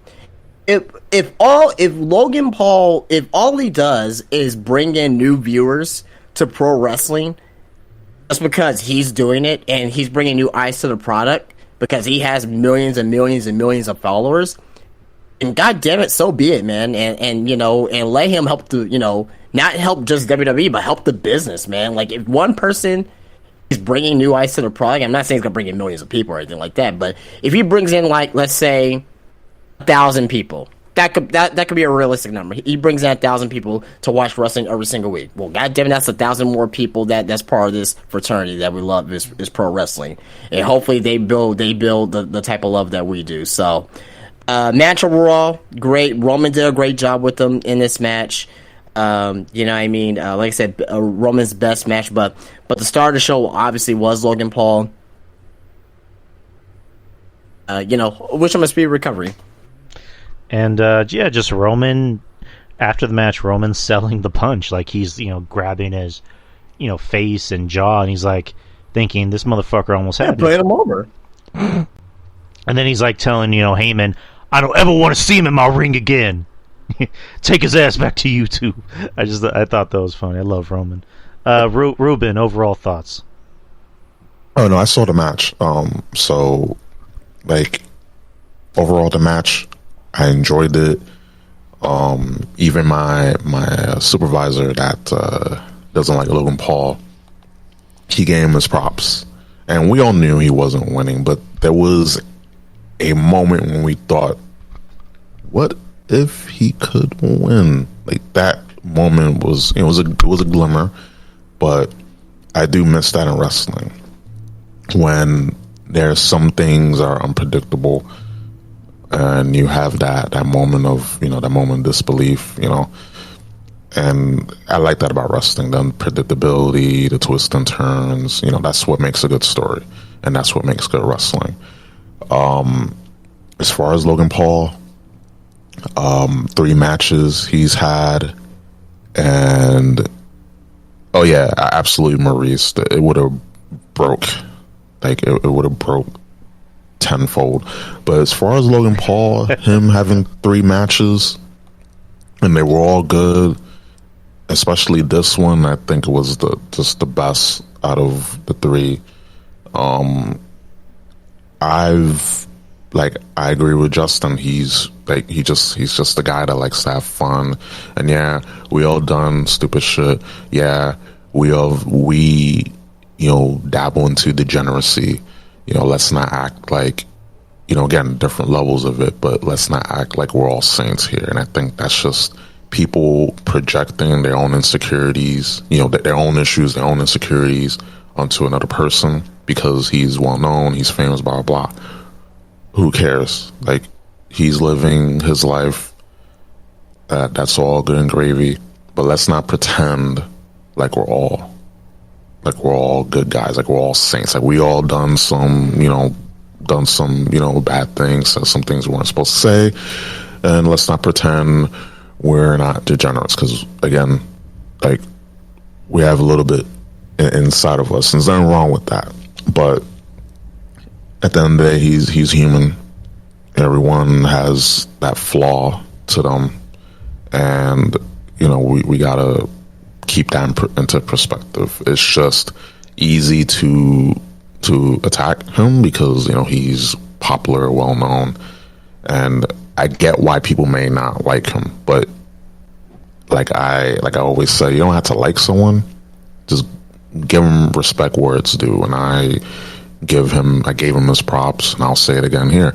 I respect the guy, and he got injured during the match, and he still continued on with the match, and he wasn't there just half-assing it. He went. The spot that I enjoyed the most is when he got on the top rope and with his phone and did a fucking frog splash. And I'm sorry for cursing, but just it was great. that spot was great, and then we saw the that perspective that was on the phone, and that was great. Like, we need more of that, and it just made Austin Theory's like selfie gimmick just obsolete. Like that, like bury it, put it in the ground, like put it in the ground along with Austin Theory. But we'll get to that. We'll get to that. But yeah, we're gonna get to that. But it was overall great match. Props to him. Him and Roman. Can't forget about Roman because Logan Paul didn't go in this match by himself. Again, like, this is the best Roman match all year. It got people talking. It got people going back and watching the highlights. That spot, and yeah, the smiles at the end. I was like, yeah, it was gonna happen. It was going to happen. Let's not pretend. Oh, it's not gonna. Come on, it's Roman. It's the bloodline, and they're in Saudi Arabia, so they want to apply all the stops. And overall, great match. I think it's worth people's time to go and watch this match. If anything, the whole card, I heard nothing but overall good things, but watch the main event. Yeah, I think I want to watch. I want to watch the main event right now. I'll watch it. I'll watch it tomorrow, maybe later. But yeah, that was Crown Jewel. That was our review. So let's kind of skim through all a little bit. We've already kind of talked about some points. Mia Yim is back, and now she's with the OC. So now they solved a Rio problem. So good for Mia Yim. What else happened? We'll get to like the big talking point towards the end, but we're just trying to think of what else happened on the show. That was 24/7 title gone away, throwing the garbage. Get the fuck out of here. Good. God. Fucking good. So one thing I did want to mention, and I mentioned earlier with the the people on Twitter and say, oh well, I think the Bowling Brutes have a chance to win. There are actual people who are sad the 24/7 title has gone away and that you screwed over Dana Brooke. Okay, look, Dana Botch. All right, look. Okay. Oh Lord, this is not like a Matt Kemp situation last week, but a 24/7 title. What does it do? Nothing. Nada. What has it done? Nothing. Nada. It didn't add to the show. It didn't, it wasn't any prominent feuds from it. It wasn't used on pay-per-views much at all. I mean, you had your comedy segments, but it wasn't used as a serious title. Why have it in your company? And I would say this. Maybe they could have changed the 24/7 title into a women's mid-card title. Would have been game for that. I would have been cool with that. They didn't do that, and that's probably not the direction that Triple H wants to go in at this particular point in time. Get rid of the title. There's no reason to have it whatsoever. It sucks. It's not there. There was nothing good. There was nothing entertaining about it. There was nothing. You could have done these same segments without a title.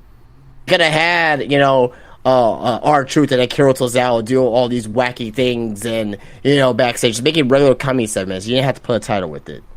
It sucks. And Mick Foley introducing this green pea crap thing in the first place makes me sick. That's gone. It's been announced that the 24/7 title is officially retired on WWE.com, wrestling news sites, and Nikki Cross wrestled Dana Botch. Oh, I'm sorry, Brooke. Fuck her, Dana Botch. Say Brooke too. That's fine. Dana Botch Brooke for the 24/7 title, beat her, and then afterwards there's a segment where she's walking out with Damage Control because now she's Crazy Nikki, and she's just walking back in a daze, and she botched throwing the title into the trash. She threw it on the ground, but you know what? Fuck it, same thing. She threw that shit on the ground, like Lonely Island. She threw it on the ground. So we got that. So bye 24/7 title. You will not be missed. Fuck you. And hopefully they can take Dana Brooke with her. What else happened on the show? What else? The announcement of War Games with Damage Control and Nikki Cross versus Bianca and Alexa and Asuka. There's just 2 more spots to fill on that team and also 1 more spot to fill on Damage Control's team. And just the segment with Asuka and Io was just wonderful. And somebody actually translated it. Somebody actually went online and translated what they were actually saying. Let me try and pull it up real quick.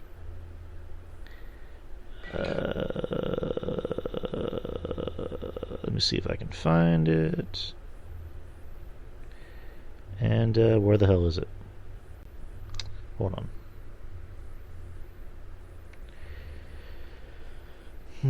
Go to Asuka's Twitter or her Instagram. I actually shared it on my Facebook because somebody put it on Facebook. Oh, here we go.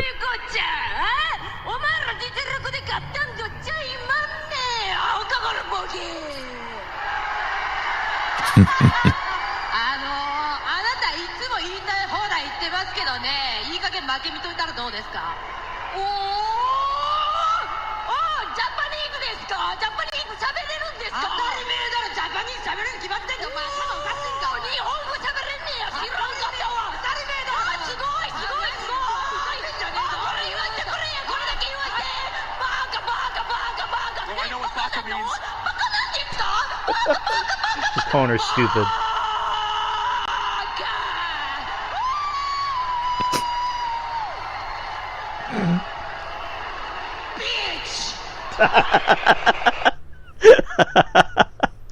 Oh, that was wonderful. I love those two. I need to see those two work together like all the time. Yes. What else happened on the show? Seth Rollins. Oh yeah, open challenge match. You did have that great promo between the Usos and the New Day. That was a fantastic promo. Yeah, and then it was ruined. And then it was ruined by Matt Riddle. And the crowd, because the crowd. At first, I was like, "Oh, Riddle came out," but he saved it, talking about you would have hit my bog. I'm sorry, that was hilarious. I'm sorry. I mean, it's funny, but it's just like I'm at the point where I'm kind of starting to get annoyed by Riddle. Like he's kind of being an annoying dick. And maybe that's his shtick, but it's like, I don't know. Just also the crowd. Can we talk about the crowd? The crowd sucked. The whole crowd was sucked. Terrible. It was like I couldn't tell where we were. Were we in Corpus Christi, or they're supposed to be in Wilkes-Barre, Pennsylvania? It's just like where were we at a wrestling show at a goddamn funeral? Like, what was it? It's like anytime something happened. Here's my impression of the crowd. You ready? Can't hear you. That's my impression of the crowd, Justin. That was the Wilkes-Barre, Pennsylvania crowd. And if anyone who's listening is from Wilkes-Barre, I'm sorry, but come on, guys. Come on. I say the same thing to Corpus Christi, we're Texans, so unfortunately we have to claim that. Like, just come on. Like, just react to something. Like, react.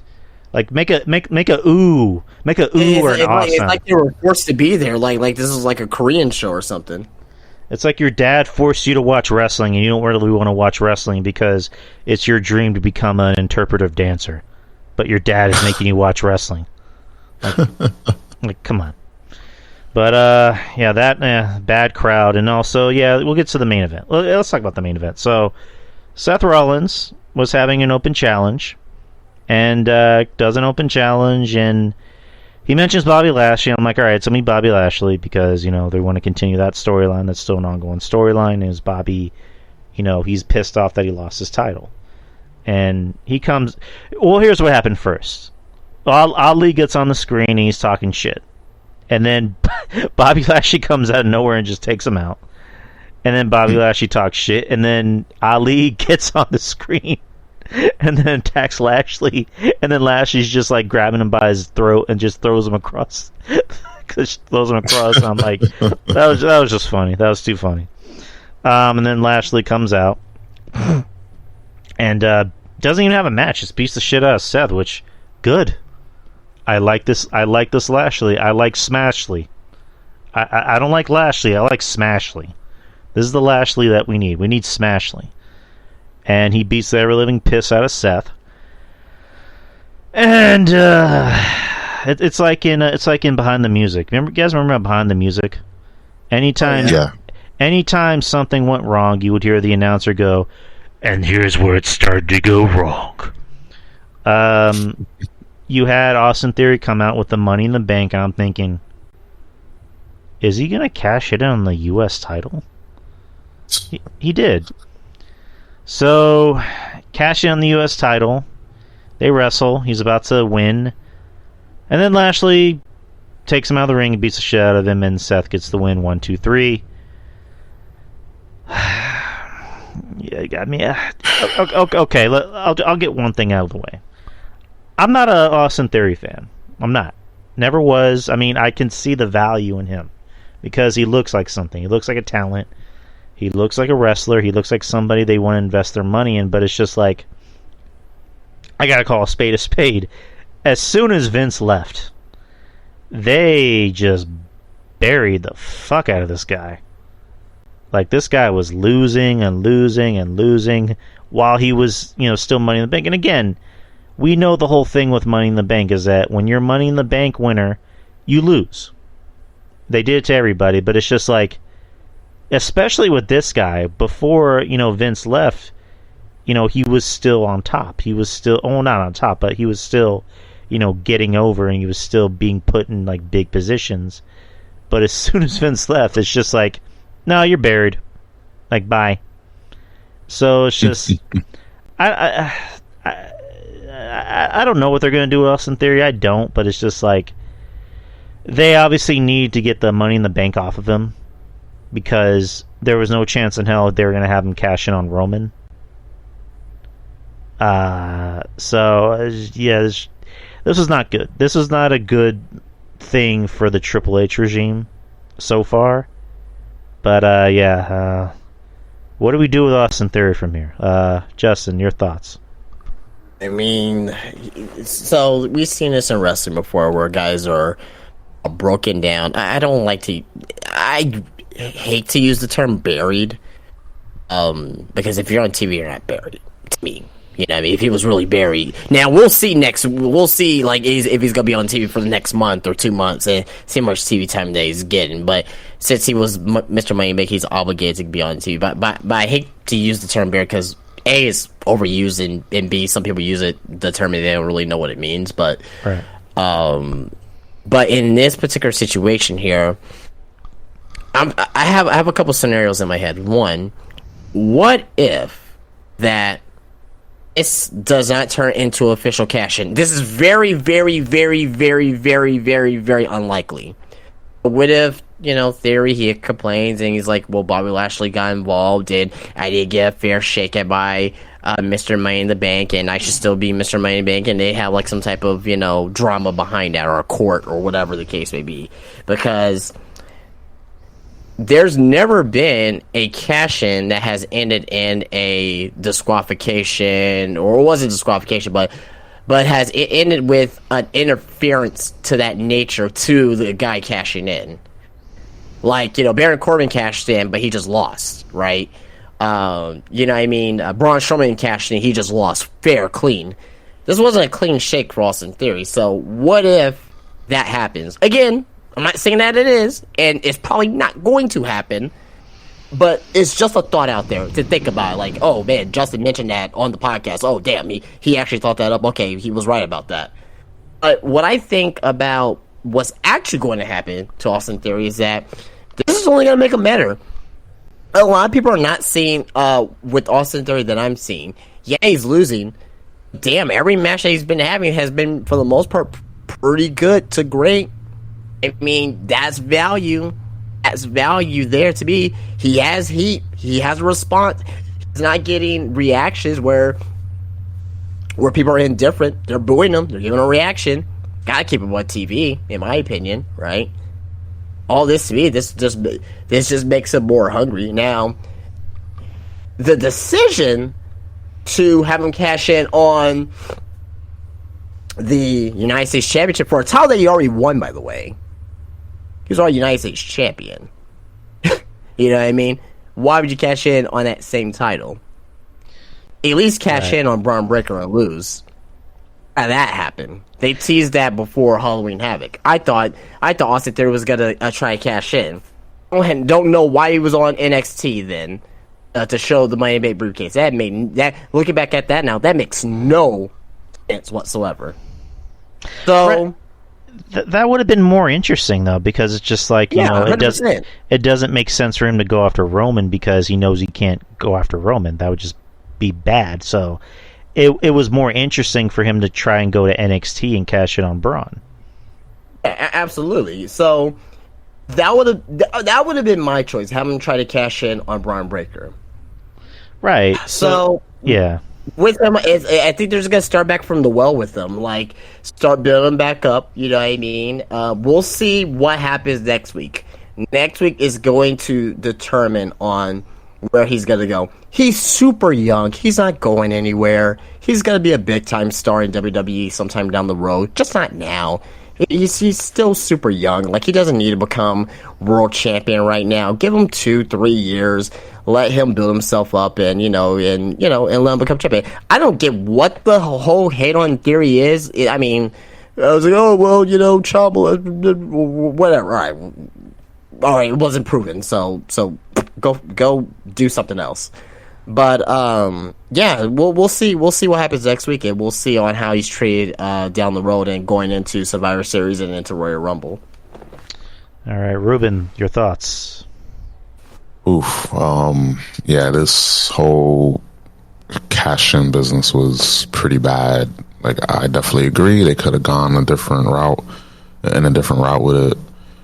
Especially when you had, Braun Breaker in NXT, and he's more than ready to be brought up on the main roster. And just the fact that he cashed in an open challenge, like, you can just challenge Seth in the open challenge and not cash in. Or what you could have done, challenge him, accept his open challenge. Maybe Seth Rollins, gets one over him, outsmarts him, and then, he wins, and then Theory gets pissed and, just beats the shit out of him, and then you cash in that way. But it's like, they didn't do that, and to me, it's just like, wow, so many things they could have done better. And it's not even, hindsight talk. It's just, you can just see a mile away that this was bad. But they needed to get the briefcase off of him because Vince, when Vince was in charge, just gave him the briefcase, and Riddle could have used it. Seth could have used it more than Riddle. Riddle is still young. He didn't need it, but, again, because he was Vince's golden boy, that's why he got it. And ever since he got it, he's been on a losing streak. And just for him to lose it that way, terrible. Just really, just flat out terrible. And now I think that he's going to go back. He's just going to take a step back, repackage himself, just give him a while. They're going to give him a while to, take the heat, die down the heat and everything like that, and maybe, come back new and invigorated. But this is terrible. This is a bad, just a very bad look on everything, and there's no way, there's no good way to defend it. It was very bad. Yeah, it was bad booking. I mean, again, it was one of those things of just like, we need to get it off him ASAP because, we know he can't go against Roman. But again, it's just going back to the point of like, why not just put him on NXT, have him try and cash in on Braun? Like that would generate some interest on NXT. So I mean, you know what caused all this? Huh? Day one. What? Day one pay-per-view. What do you mean? What happened at day one this year? If anyone remembers. What happened? Refresh my memory. Roman, he wasn't there. He was sick. Remember that? He was sick, and Brock came in and won the WWE title. Oh, okay. So, my point is that we ended up having that unification match. If Roman wasn't sick, if they would have had that match at day one, and let's say Roman would have won that match, he probably would have won that match still, we would not have that unification title match. We would have had two separate title belts.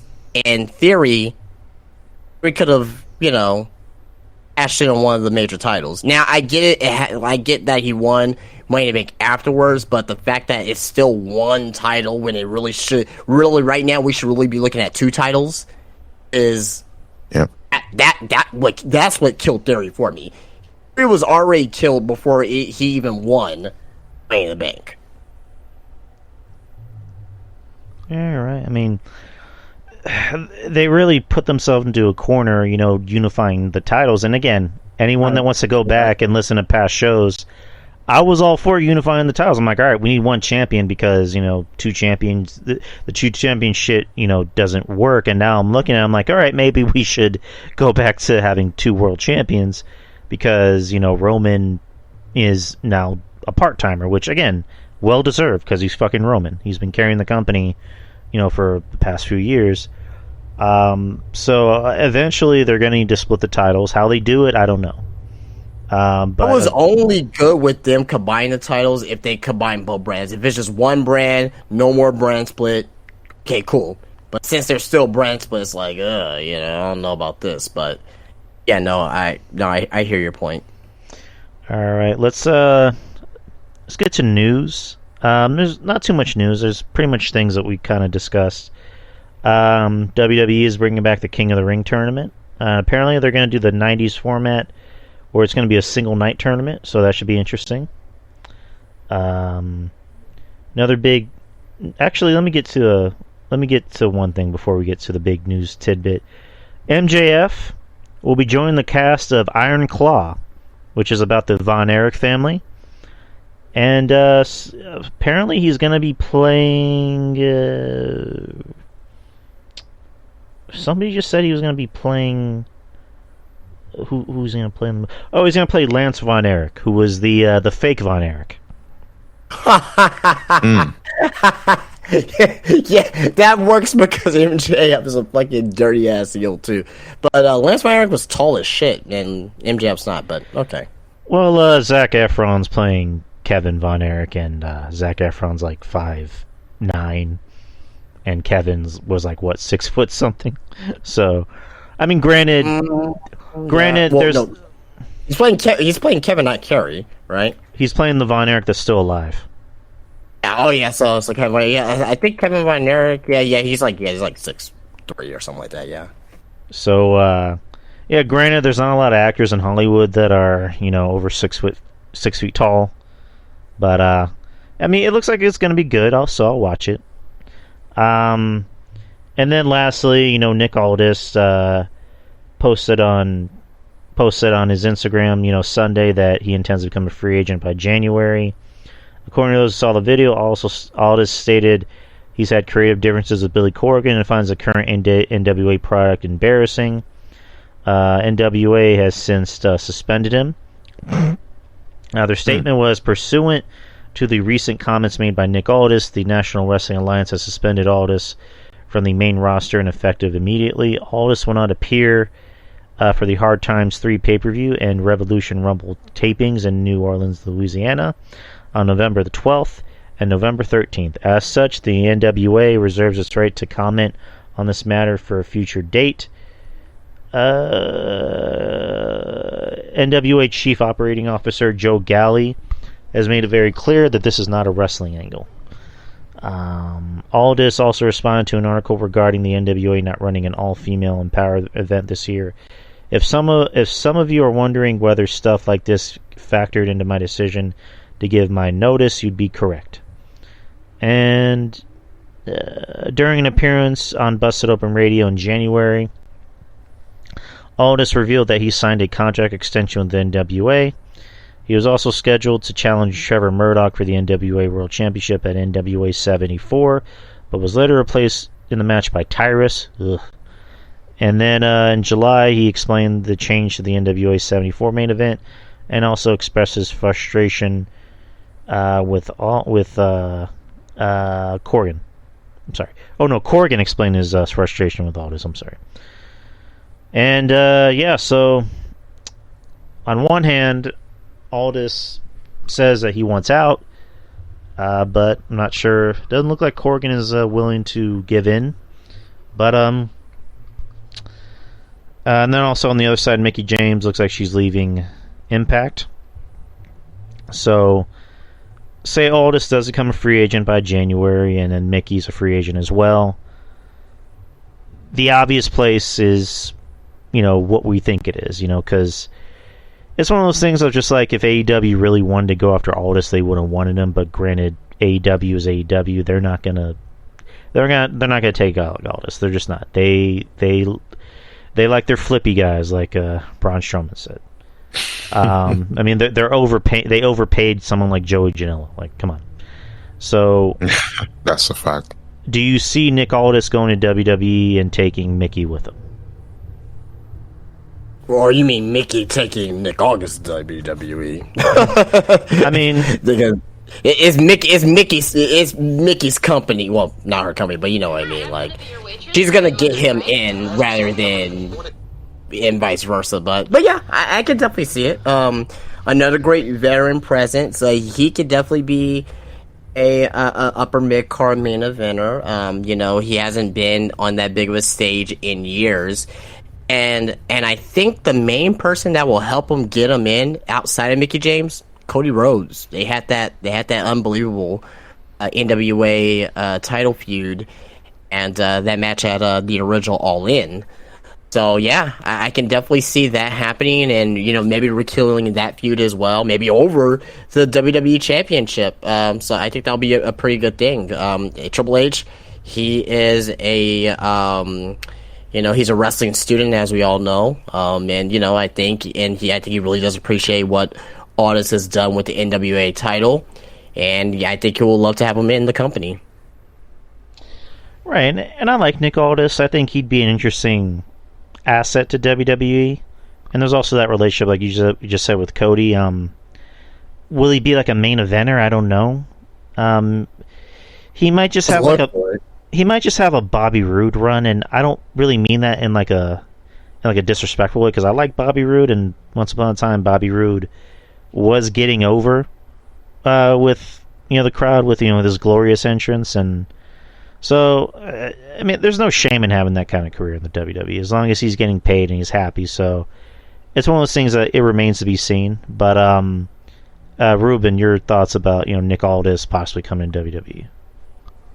I think it'll be a good thing for him to come in, especially if we got Mickie James, which we all know it's going to be Mickie bringing in Nick Aldis and not the other way around. But it will be a good fit nonetheless. And that power couple, that would be a good gimmick.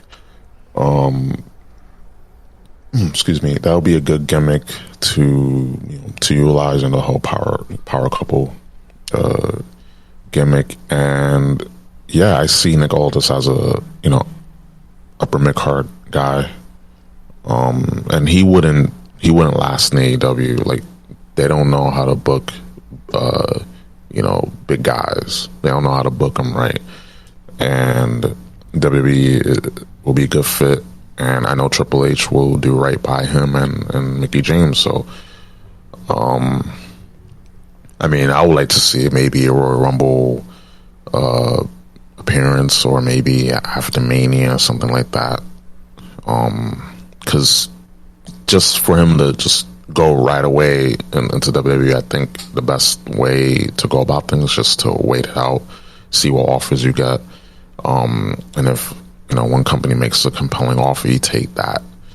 And I'm for having a plan before you sign to any company. Like, you have a booking plan at least 6 months ahead, so that way you're in there, you already know what to do. It's not like, oh, well, I'm here now, what we're going to do. It's like, no, we have a laid out plan for 6 months or so at least, and you're not just lost in the shuffle immediately. Like, there's a plan if he were to come in. So I'm for that. Right. I mean, the more talent, the better.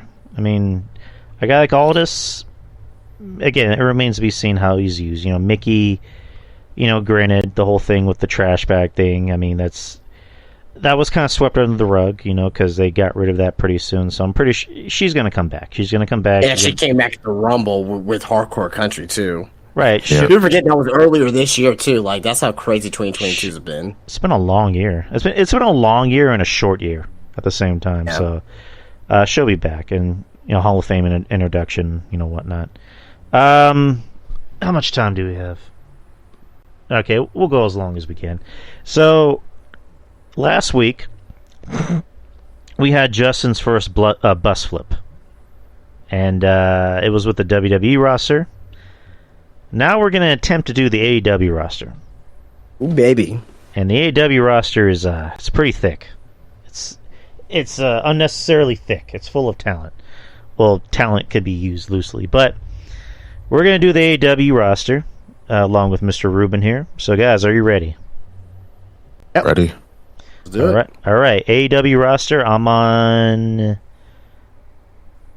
Did they separate the men's division? Okay, I'm on the men's division. Aaron Solo. No. Fuck no. What was that? That is the former Mr. Bailey. I'm sorry. Oh. Out. Out. Adam Cole. Keep. Oh, yeah, keep.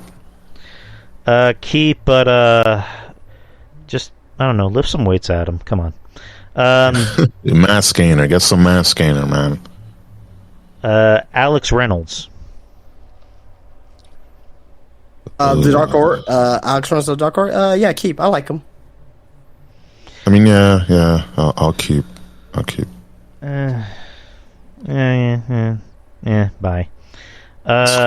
Andrade El Idolo. I would not keep him in AEW. Have him go back to WWE. But if it's my company, I'll keep him. Yeah, I'll keep him. He clearly wants to go. Like, he really wants. Yeah, to he go wants back. to go, but I would keep him. Oh, I would say get rid of him. Angelo Parker. There's a Parker keep. Is that Daddy Magic? No. That's a cool hand. Okay, keep him. Angelo Parker, I guess keep. yeah, I like the suspenders. Keep them for the suspenders. Angelico. Helico. I like Helico. Need to do a little bit. I mean, there's only so much you can do with them, but I like him. Keep him. Yeah. Good job, guy. Yeah, bye. I guess bye. Bye. The Acclaimed, keep. Keep. I keep, yeah. Anthony Ogogo. I'll keep. If Fuck they off. utilize them right, they utilize them right. That wasn't to you. Like me, if I was in control of AEW, I'll keep them and I will book them right. But since it's not my company, I'll just let them go. Yeah, he can. He can. Go or no. Goodbye. He can go outside the door. Ari Davari. Arya Davari? Yeah, I like Arya Davari. Keep. Yeah, fellow Iranian, so keep him. Yeah, he'll stay. He'll stay. The Ass Boys. Keep. Keep, but it's one of those things of just like I'd rather see him in WWE because they've actually improved. They're pretty good. Bandito. Oh, keep. He's so fucking good. Yeah, he's not bad. Keep him. Ruben. We're on Bandito. Yeah. Yeah, keep. He's, I enjoy his work, but it's just, you seen one luchador, you seen them all. Right. Bear Country. Okay, so I will keep Air Bronson, not the other guy. So you're throwing away one bear, but you're keeping one bear? Yeah, Bear Boulder. I don't like Bear Boulder. I like Bear Bronson, so I'm keeping Bear Bronson. I'll both of them get out.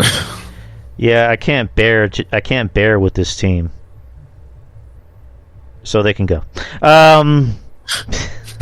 Wah, wah. Billy Gunn, obviously keep because he's over.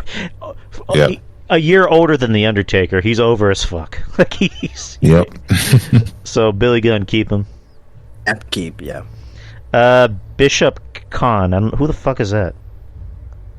Bishop Khan, he can leave. Like I don't know who he is. So bye.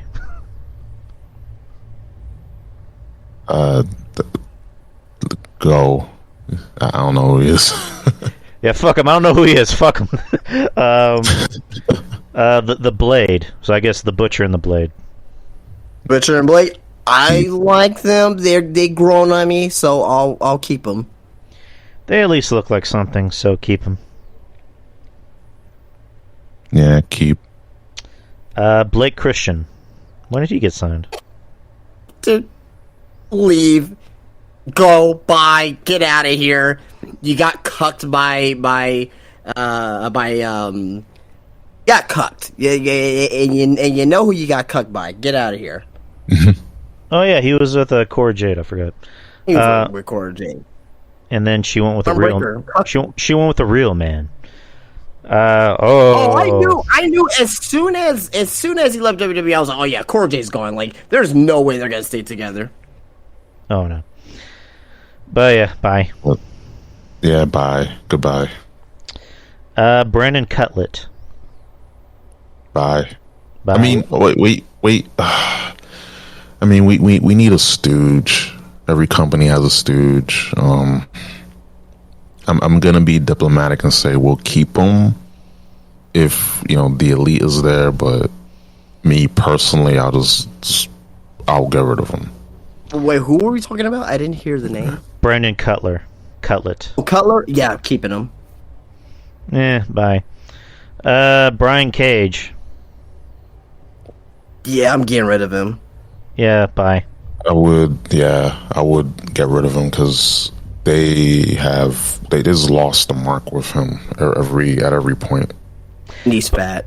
But I also think it comes to him because it's just like, look at me, I'm this big jack guy, and you look at me doing suicide, topes. It's like, you're a big guy, just work like a fucking big guy. Like, come on. Brian Pillman Jr. I like Pillman Jr. Keep. I like him, but he needs to go somewhere else.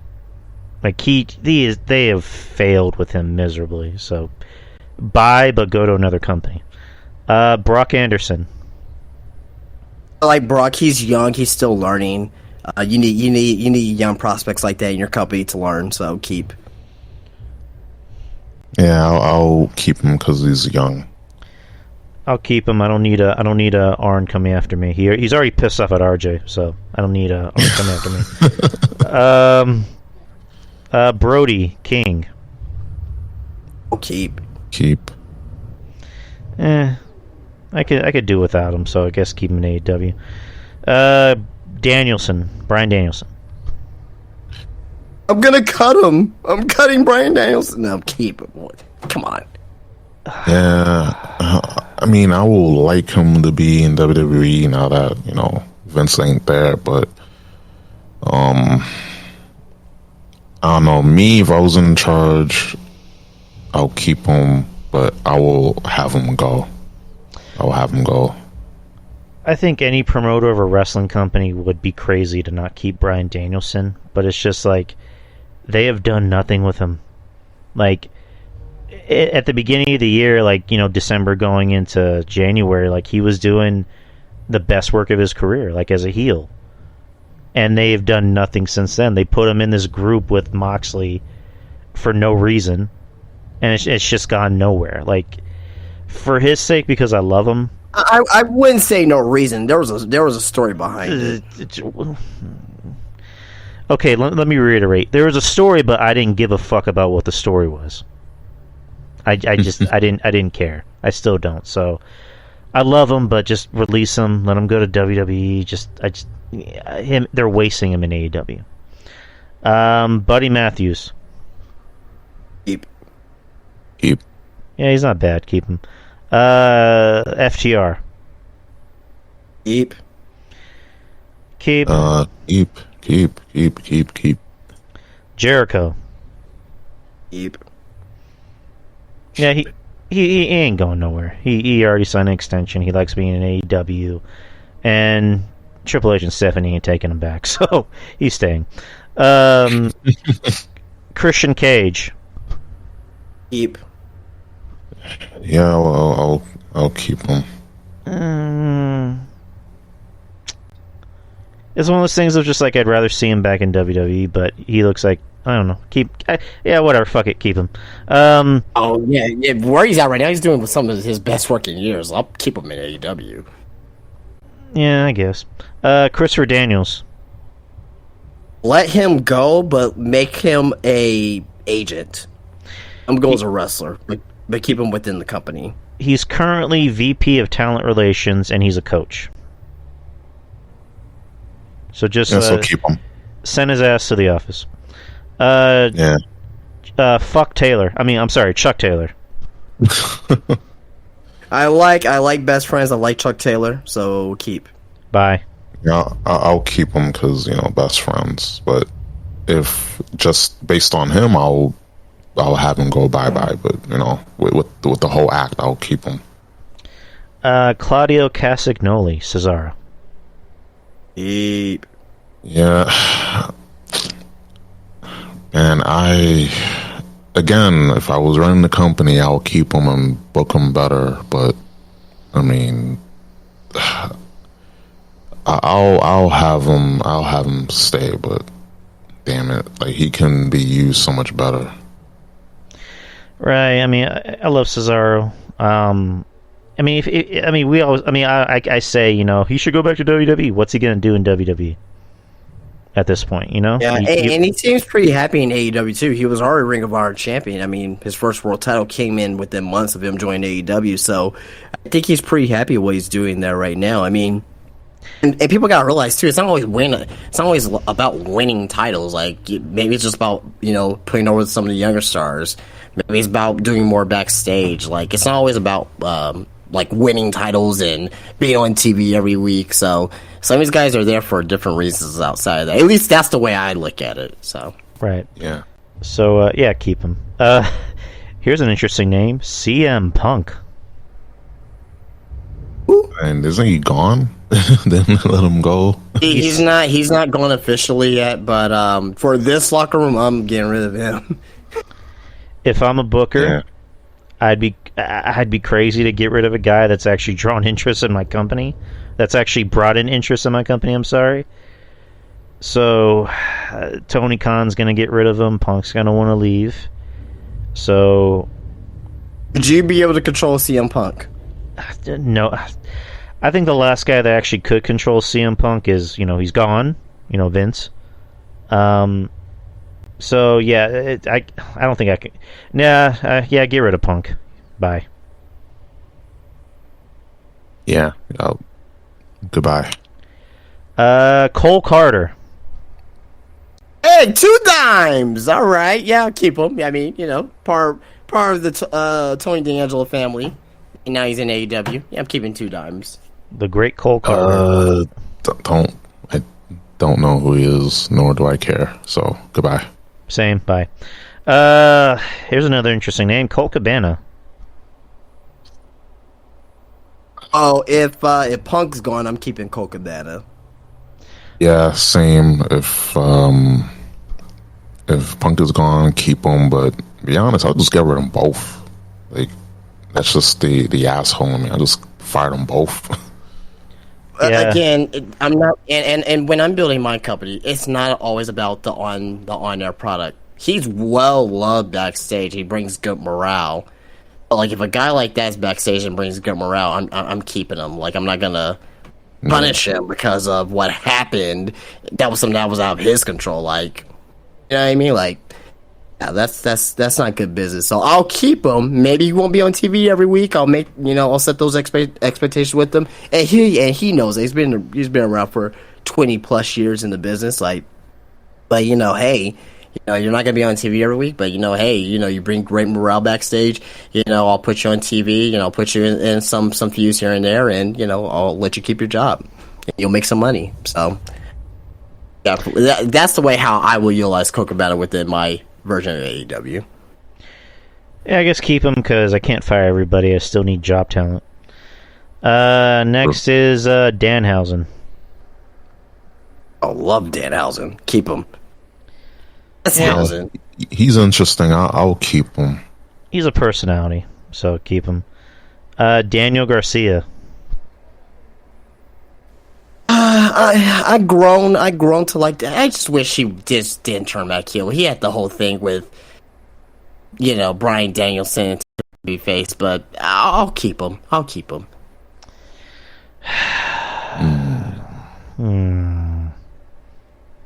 Yeah, keep Danhausen. No, we're on Garcia. Daniel Garcia. He's. I like him, so I'll keep him. But he just needs a personality. Like, I like him as a wrestler, but he needs a personality. I'll keep him. He is bland. Like, he is bland as bland. That's the best way to put it. Like, okay wrestler, not terrible, but it's just like, do I need to see this guy every time on my television? So it's just like, get a personality, but keep him, I guess. I guess I'll use as a team. Dante and Darius Martin. Top flight, I guess. I like them both, but Darius, he's so damn injury prone, man. Dante for sure. Like, he's definitely staying. Like, that's, he's great at what he does. Unfortunately, gonna get rid of Darius because he's just so injury prone.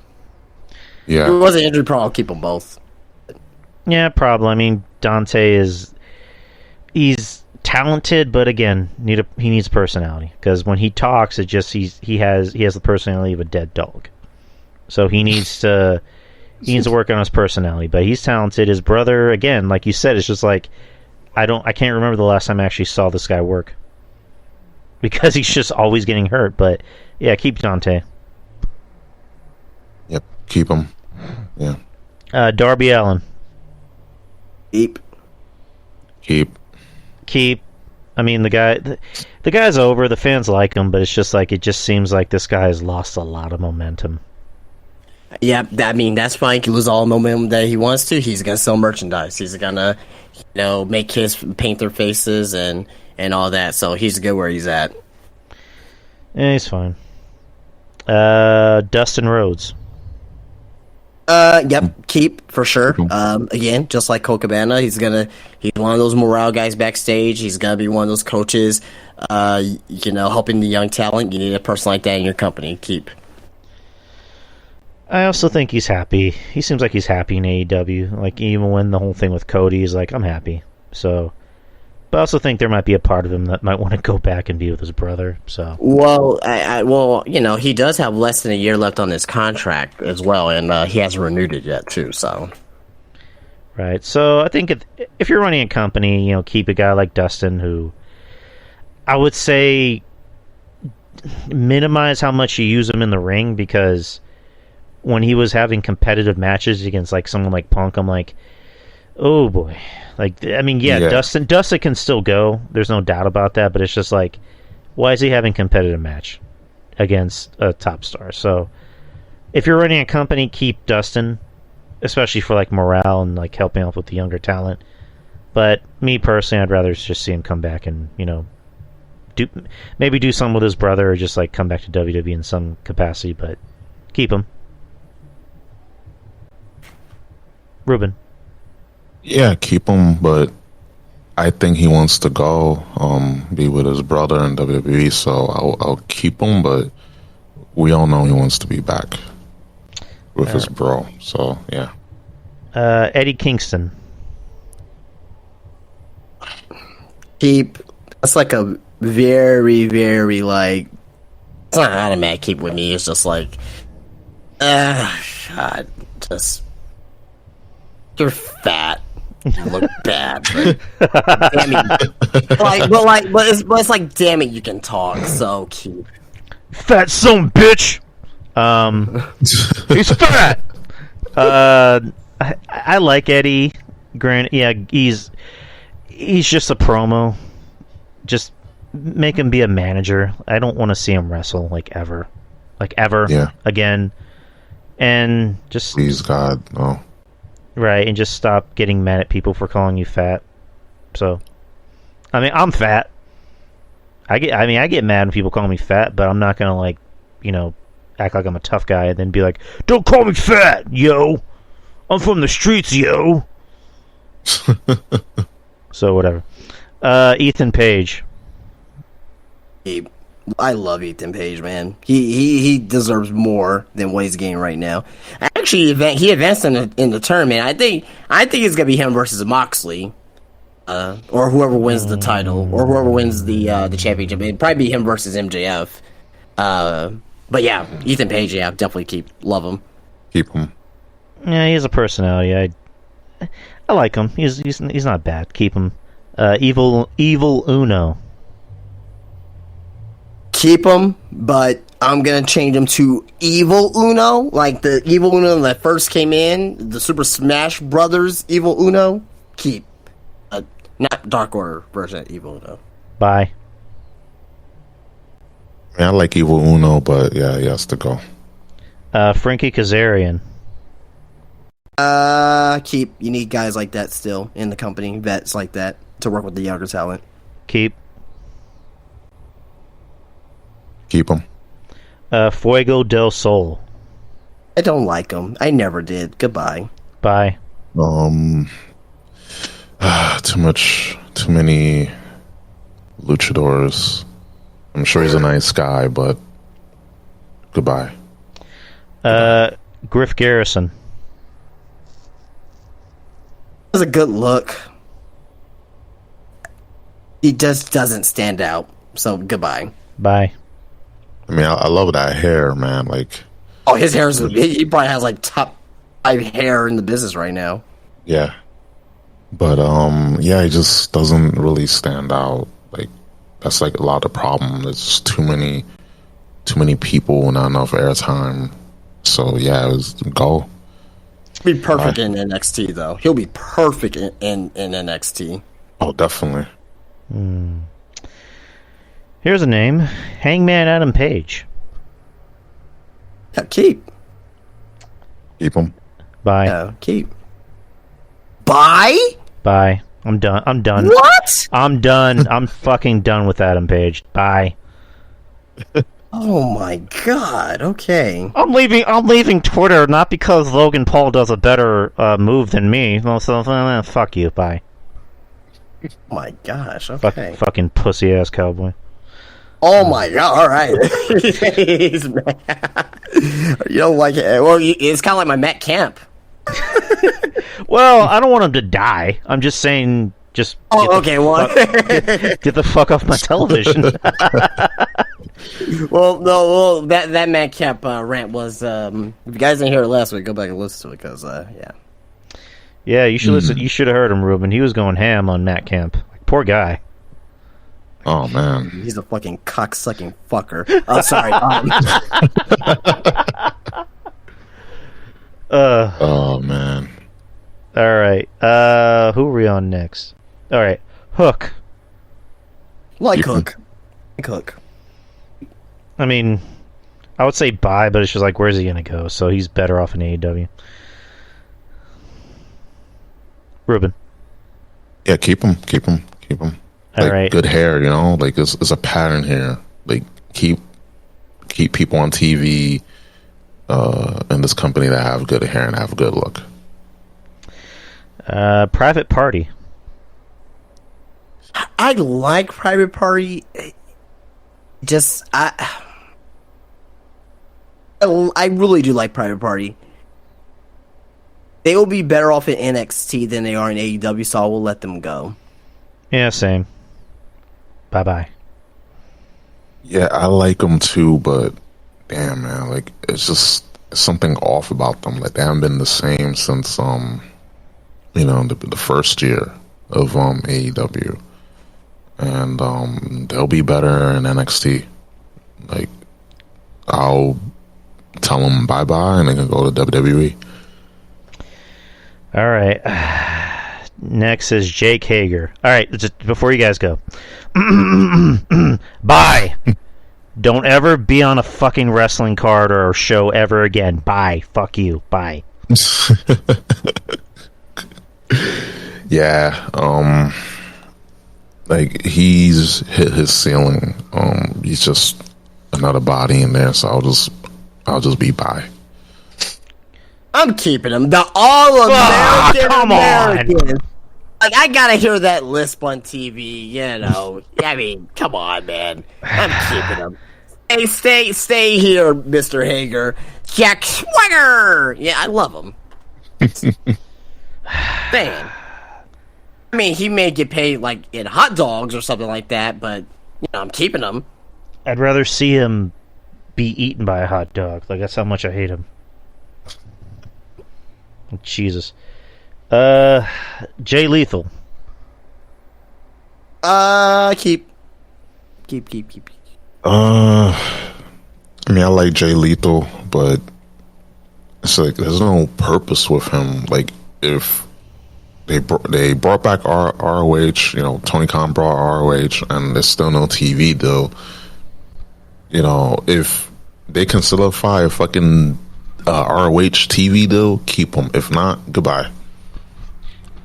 All right, Jeff Hardy. If he gets clean, keep. Yeah. He still stays clean, I should say. This hurts me to say because I love Jeff Hardy. I've always been a Jeff Hardy fan. Sorry, I'm trying to move around.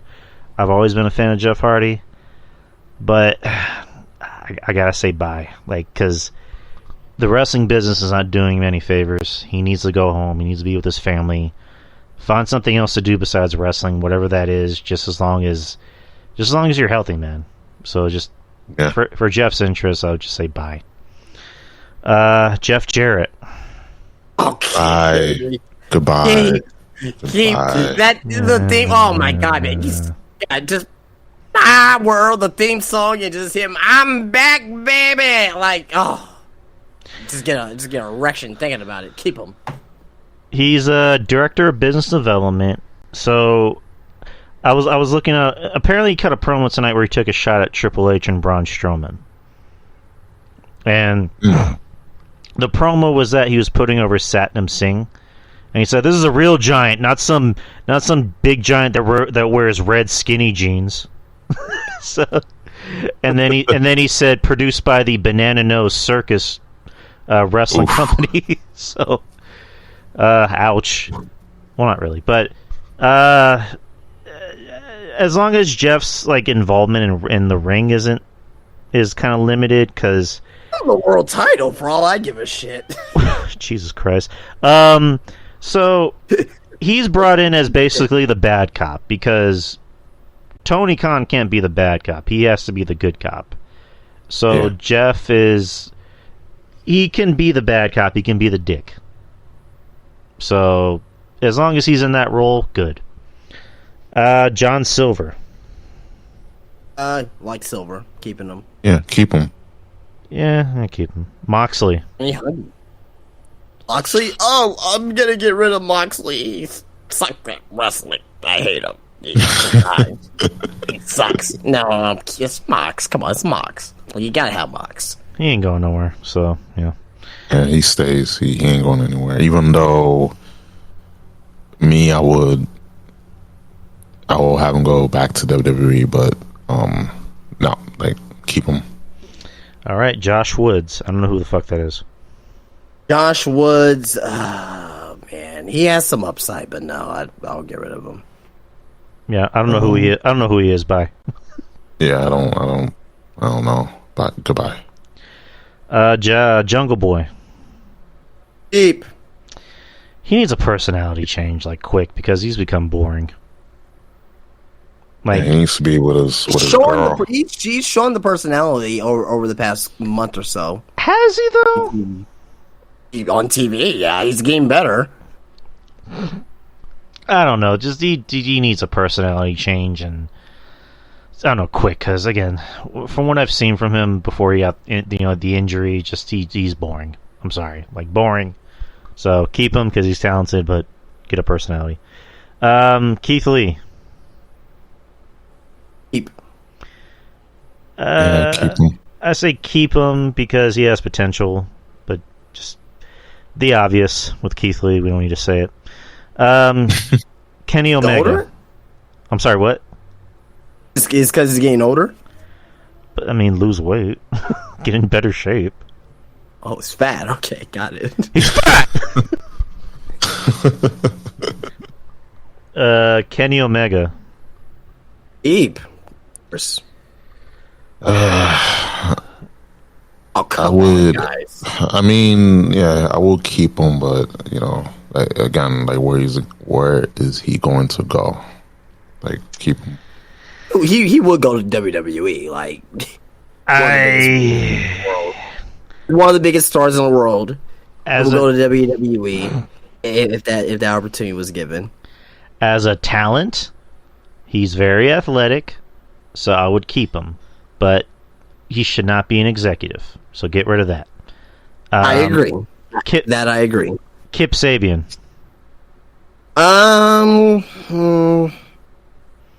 Bye. He's talented. Yeah, he sucks. Bye. I mean, we can say goodbye to him, but he'll leave his wife in AEW. Leave his hot ass wife. I'm leaning towards keeping him because there's some things you could do with them. Like what? Like what? Like he's talented. He has a look. Obviously, he has his wife with him as well. He could be a good mid card guy if you build him up the right way. He's young, so he has years left on him as well. Like you can, you gotta think about it as like, okay, like, can I make something out of this guy? Like, what, if I were to keep him in my company or whatnot, right? Like, Fuego del Sol, like, no, there's no chance. Like, you're in that luchador match, you look generic. At least Kip Sabian has some type of look to him. He's been trying to reinvigorate his character.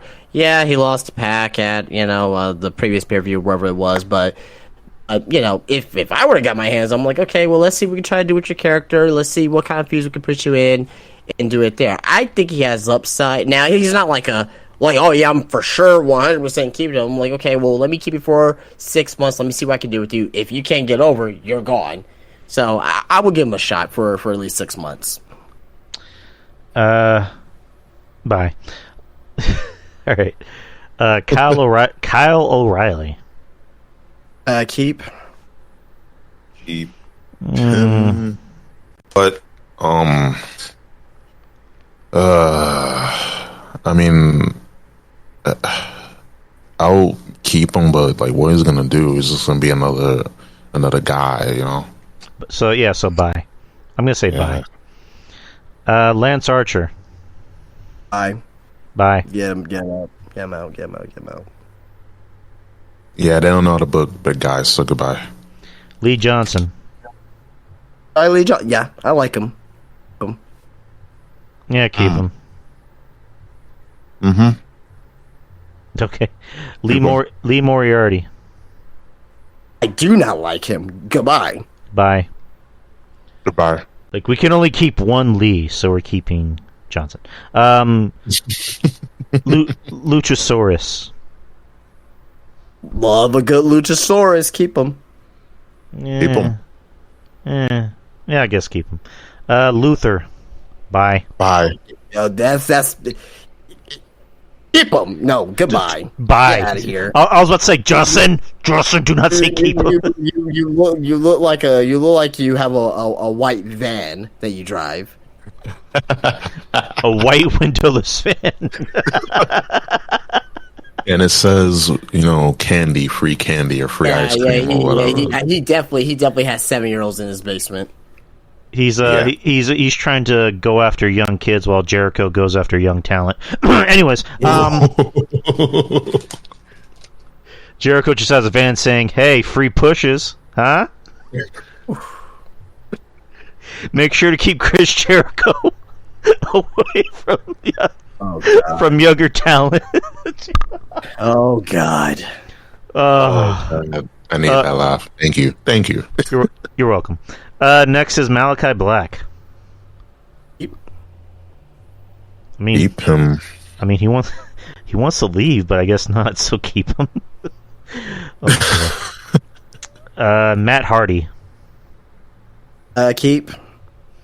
Yeah, he wants to stay, so keep him. Okay, here's an interesting name: the Young Bucks. Matt and Nick Jackson. Keep. Bye. Keep 'em. The best tag teams in the world. Keep them. Bye. Oh.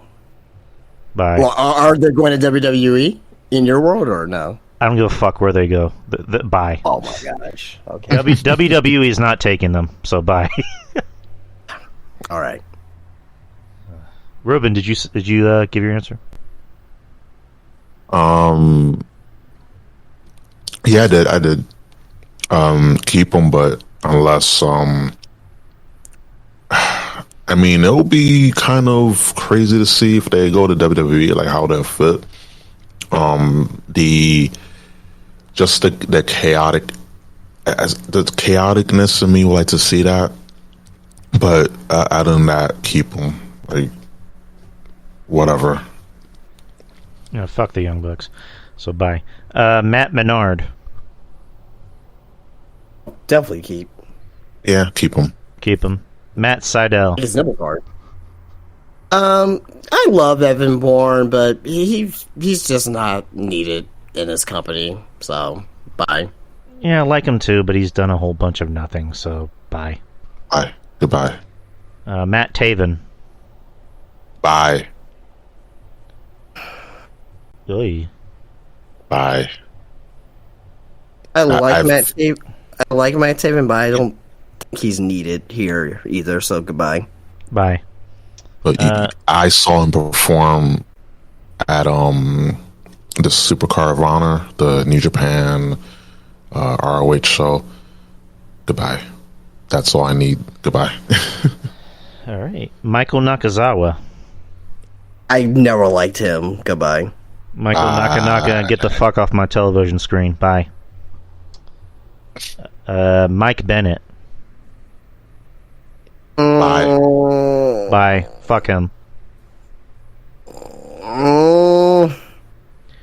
If he's by himself with Maria in this company, he's not needed. Goodbye. Even with Maria, fuck both of them. Bye. Wow. Okay. Oh shit. WWE paid for my rehab. Actually, they didn't pay for my rehab. Where'd you get that idea? Because you said it, you fucking freeloader. Fuck you. Miro. I keep. I Bye. go back to WWE. Go to WWE. You're more over in WWE. MJF, keep. Keep him. Goodbye. What? Hey, so you could go to WWE. I'll keep. If it was my company, I'm running it. I'll keep him, obviously. But I'm just being. What's the word I'm looking for? I'm just being greedy as a WWE fan. But no. But seriously, I'll keep him. Of course. I mean, forget MJF. Like.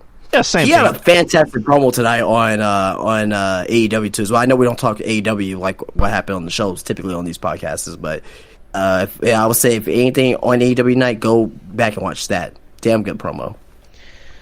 Nick Camarado. Oh God, I hate him. Get him out of here. He's up there with Matt Camp. This hairy Sasquatch looking son of a bitch. Get him out of here. Bye. I will say goodbye to him. I don't know who he is, and he's not that important in my eyes. So goodbye. Factory. Goodbye. That's more of a reason. Goodbye. Sucks, All right. man.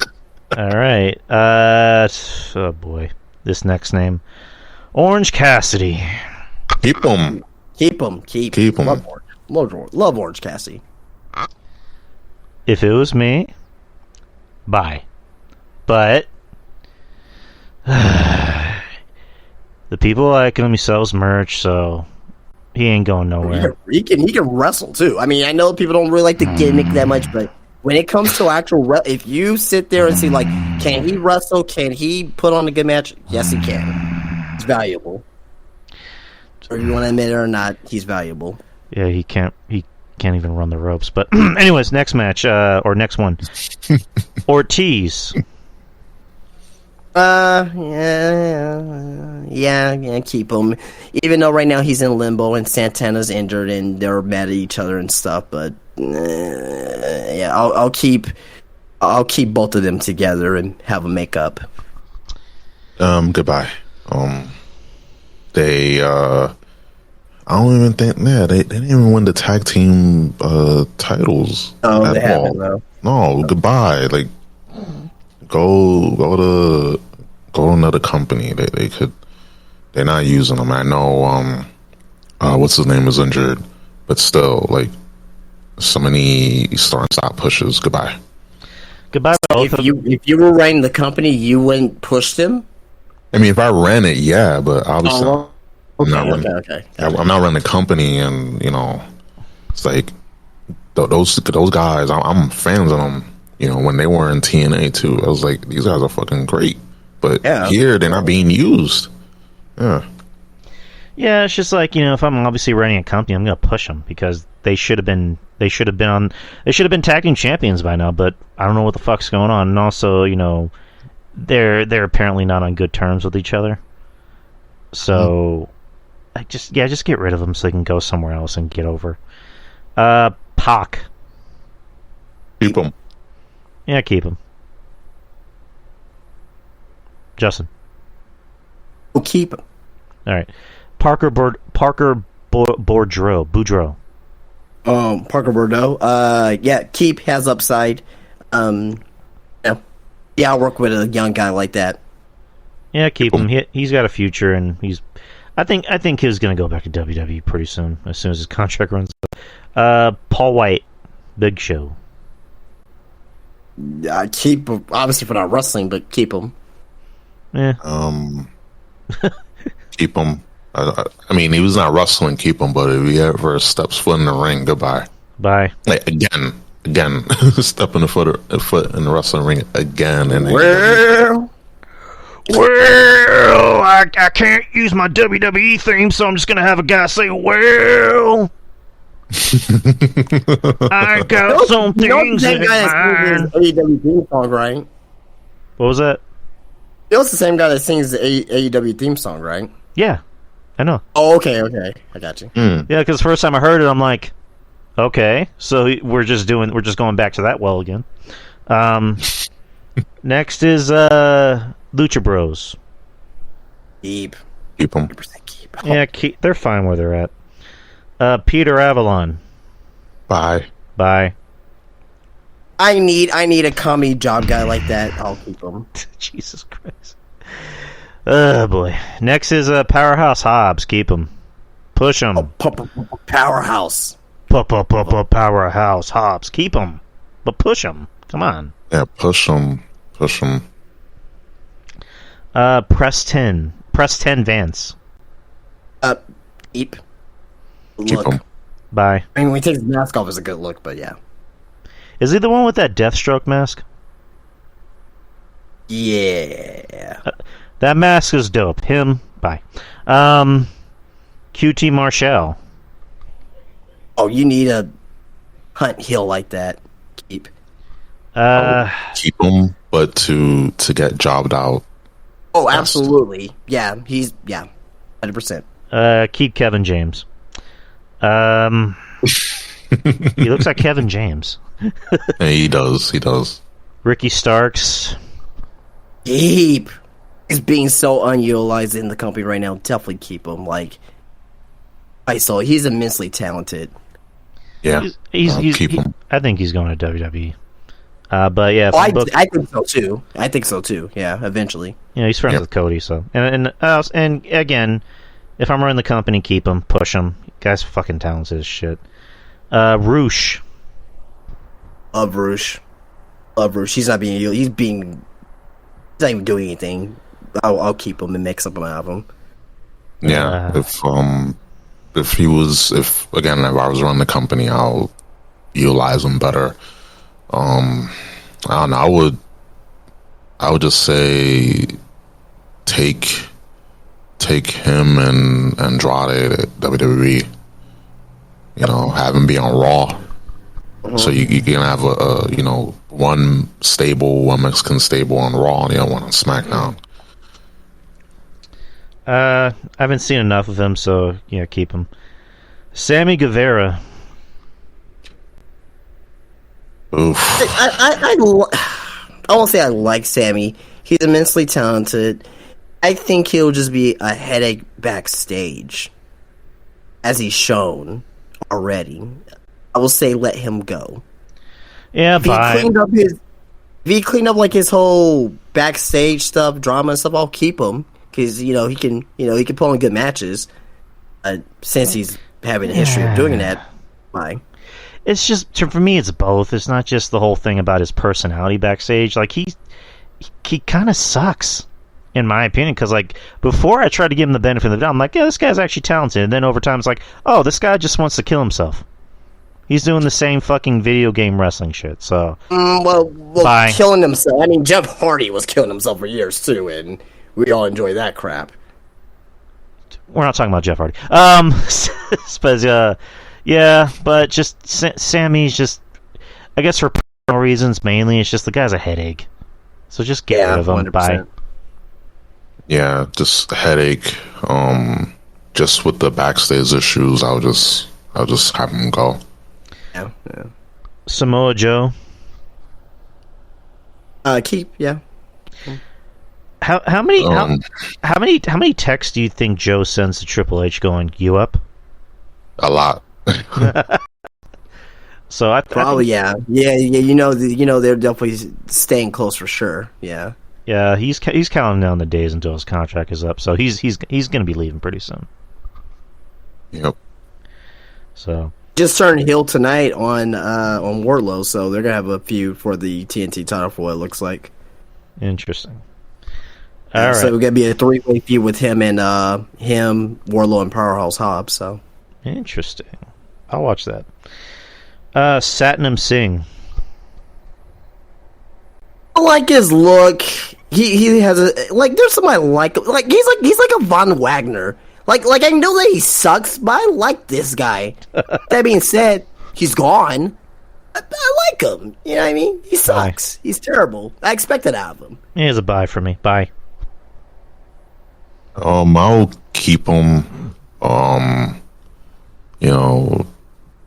But I mean, he hasn't really. The only cool thing he's done is when Darby Allin tried to do like a splash on him, and he swatted him Can't even flinch. And I was like, that's cool. Do more of that. But of course, AEW is incapable of doing cool things like that, like on a constant basis.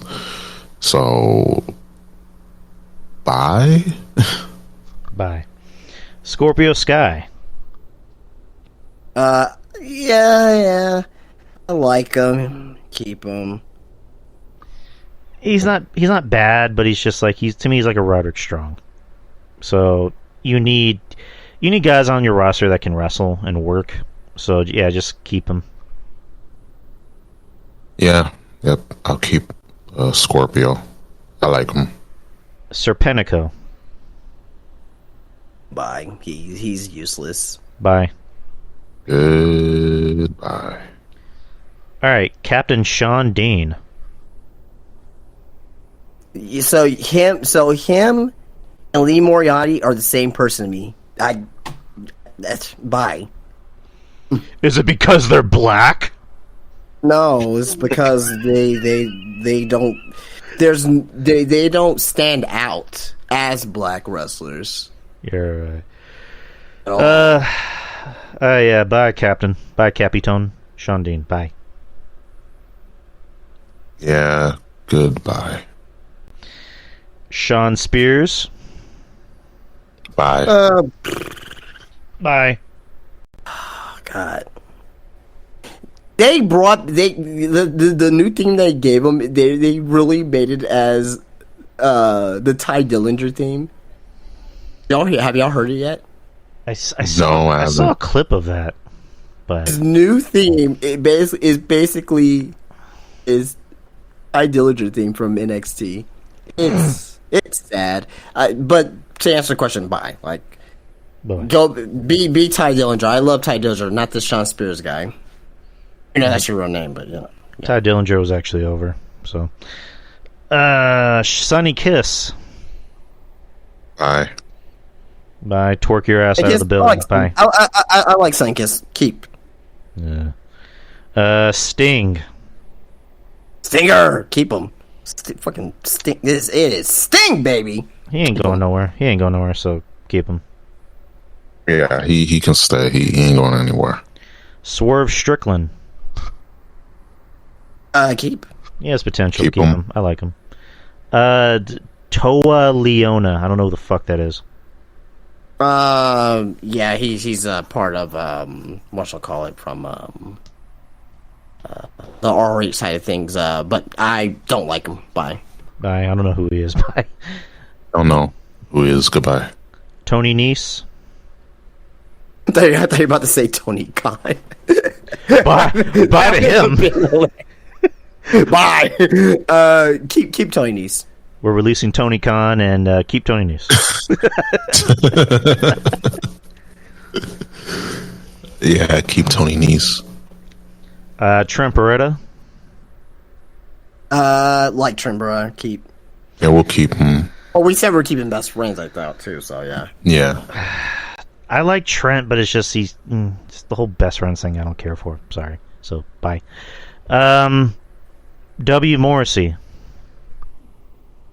He's a good fit for AEW. Bye. Yeah, I just again wrong fit, like Justin just said. Bye. Go to WWE. Yeah, goodbye. Have him go back to WWE. Bring back Enzo. Yeah, just goodbye. I mean, he's in incredible shape though, so that's one thing. For sure. He's in sick shape, dude. So just go to WWE, like shit. Wardlow. Oh, keep. 100% keep. Yeah, keep. This is him. war, baby. Keep. Keep. Wheeler Yuta. Oh, Wheeler Uterus. Goodbye. Bye. Bye. The difference between him and Daniel Garcia, I've seen Daniel Garcia get on the mic and have some type of emotion, some type of character. Uterus? No, like, at all. Get the hell out of here. And Yeah, goodbye. I'm sorry. Zach Clayton. That's the last one on the men's division. Goodbye. Don't know who that is. Don't know. Too, so. Don't know. Don't care. We don't have enough time to go through the women's division, so we'll. I think we'll save that for a later show. All right, so that is the men's division in AEW. Some controversial choices were made, but that's what happens when you're a booker. But anyways, guys, that's the show. We have a Q&A coming up this Saturday.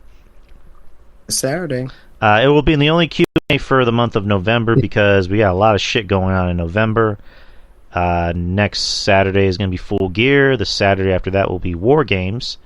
So we just decided to jam-pack one Q&A into the month of November. So there's still time to get more questions in. If you want to put in more questions, go right ahead. If you haven't, now's the time. So I want to thank my host for tonight, Justin. Thank you for coming on, man. As always, man. Great time, fun time. And Ruben, appreciate you for being on the show tonight, brother. Anytime. Appreciate it. Appreciate you, man. And guys, go ahead and plug your stuff. Whoever wants to start. You go first, Ruben. All right. You can find me on Twitter, Mr. Room Prime. That blue check mark looks all right. I mean, I got it as for the memes.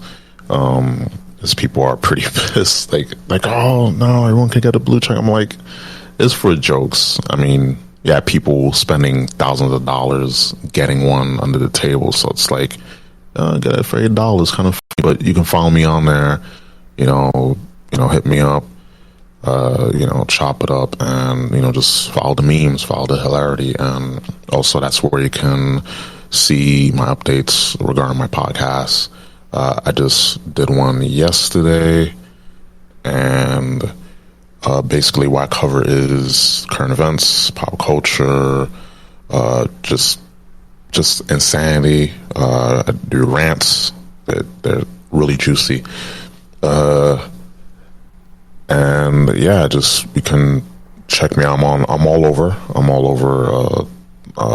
The podcasts, streams, iTunes, Google, Spotify. I love Spotify. Spotify is great. And tune in, such all those places. You can find my podcast at the Room Prime Podcast. And if there's anyone that knows how to, that know like web design, please hit me up, because I'm trying to revamp my website. I gotta use that domain for something, right? So anyone out there who's into web design, webmaster, let me know, please. And thank you. And again, Drew, thanks for having me on. It was fun, and we'll gotta do this again. Oh, we absolutely do. Yes. And Justin, go ahead and plug yourself, buddy. Yeah. You guys know me, obviously. Spinebuster Tees on Instagram. Follow me on Spinebuster Tees on Instagram. Spinebustertees.com. We have our fall sale still going on right now, so definitely take advantage of that while it's still here. Here in San Antonio, Texas, sometime again. As I remind you guys, sometime in the springtime, maybe to springtime, late spring, be projecting to getting my store open, where I'll be selling pop figures, action figures, wrestling trading cards, wrestling posters as well. So reprints of that, anything wrestling merchandise, it will be there. It's going to be your one-stop shop, and this is going to be the biggest and the bestest wrestling store in South Texas, and I'm going to make it a huge thing. Also, on top of that as well, a new t-shirt design I will be getting worked on next week. So probably in 2 weeks, I'll probably say probably around Thanksgiving, the week of Thanksgiving. I'll post the new design here in this Discord here, so you guys could check it out, and and let me know what you guys think about it. It's gonna be a pretty sweet design that I have coming into my head. So my artist, he's finally getting back next week to work on it. So very, very exciting times for myself. So yeah, be around for my journey. Again, follow me on Instagram, Spinebuster Tees. Follow me on my story, my journey on there. And just come along for the ride, and I'll be glad to have you guys here with me. All right, Spreaker's about to cut me off in 20 seconds, so I gotta make this quick. Podcast you can find anywhere: Google Play, iTunes, Spreaker, Twitter, Yari Show. You can find me anywhere on social media and on the podcast. So, from me to Justin and Ruben, peace out. We will see you this Saturday. Peace. Peace.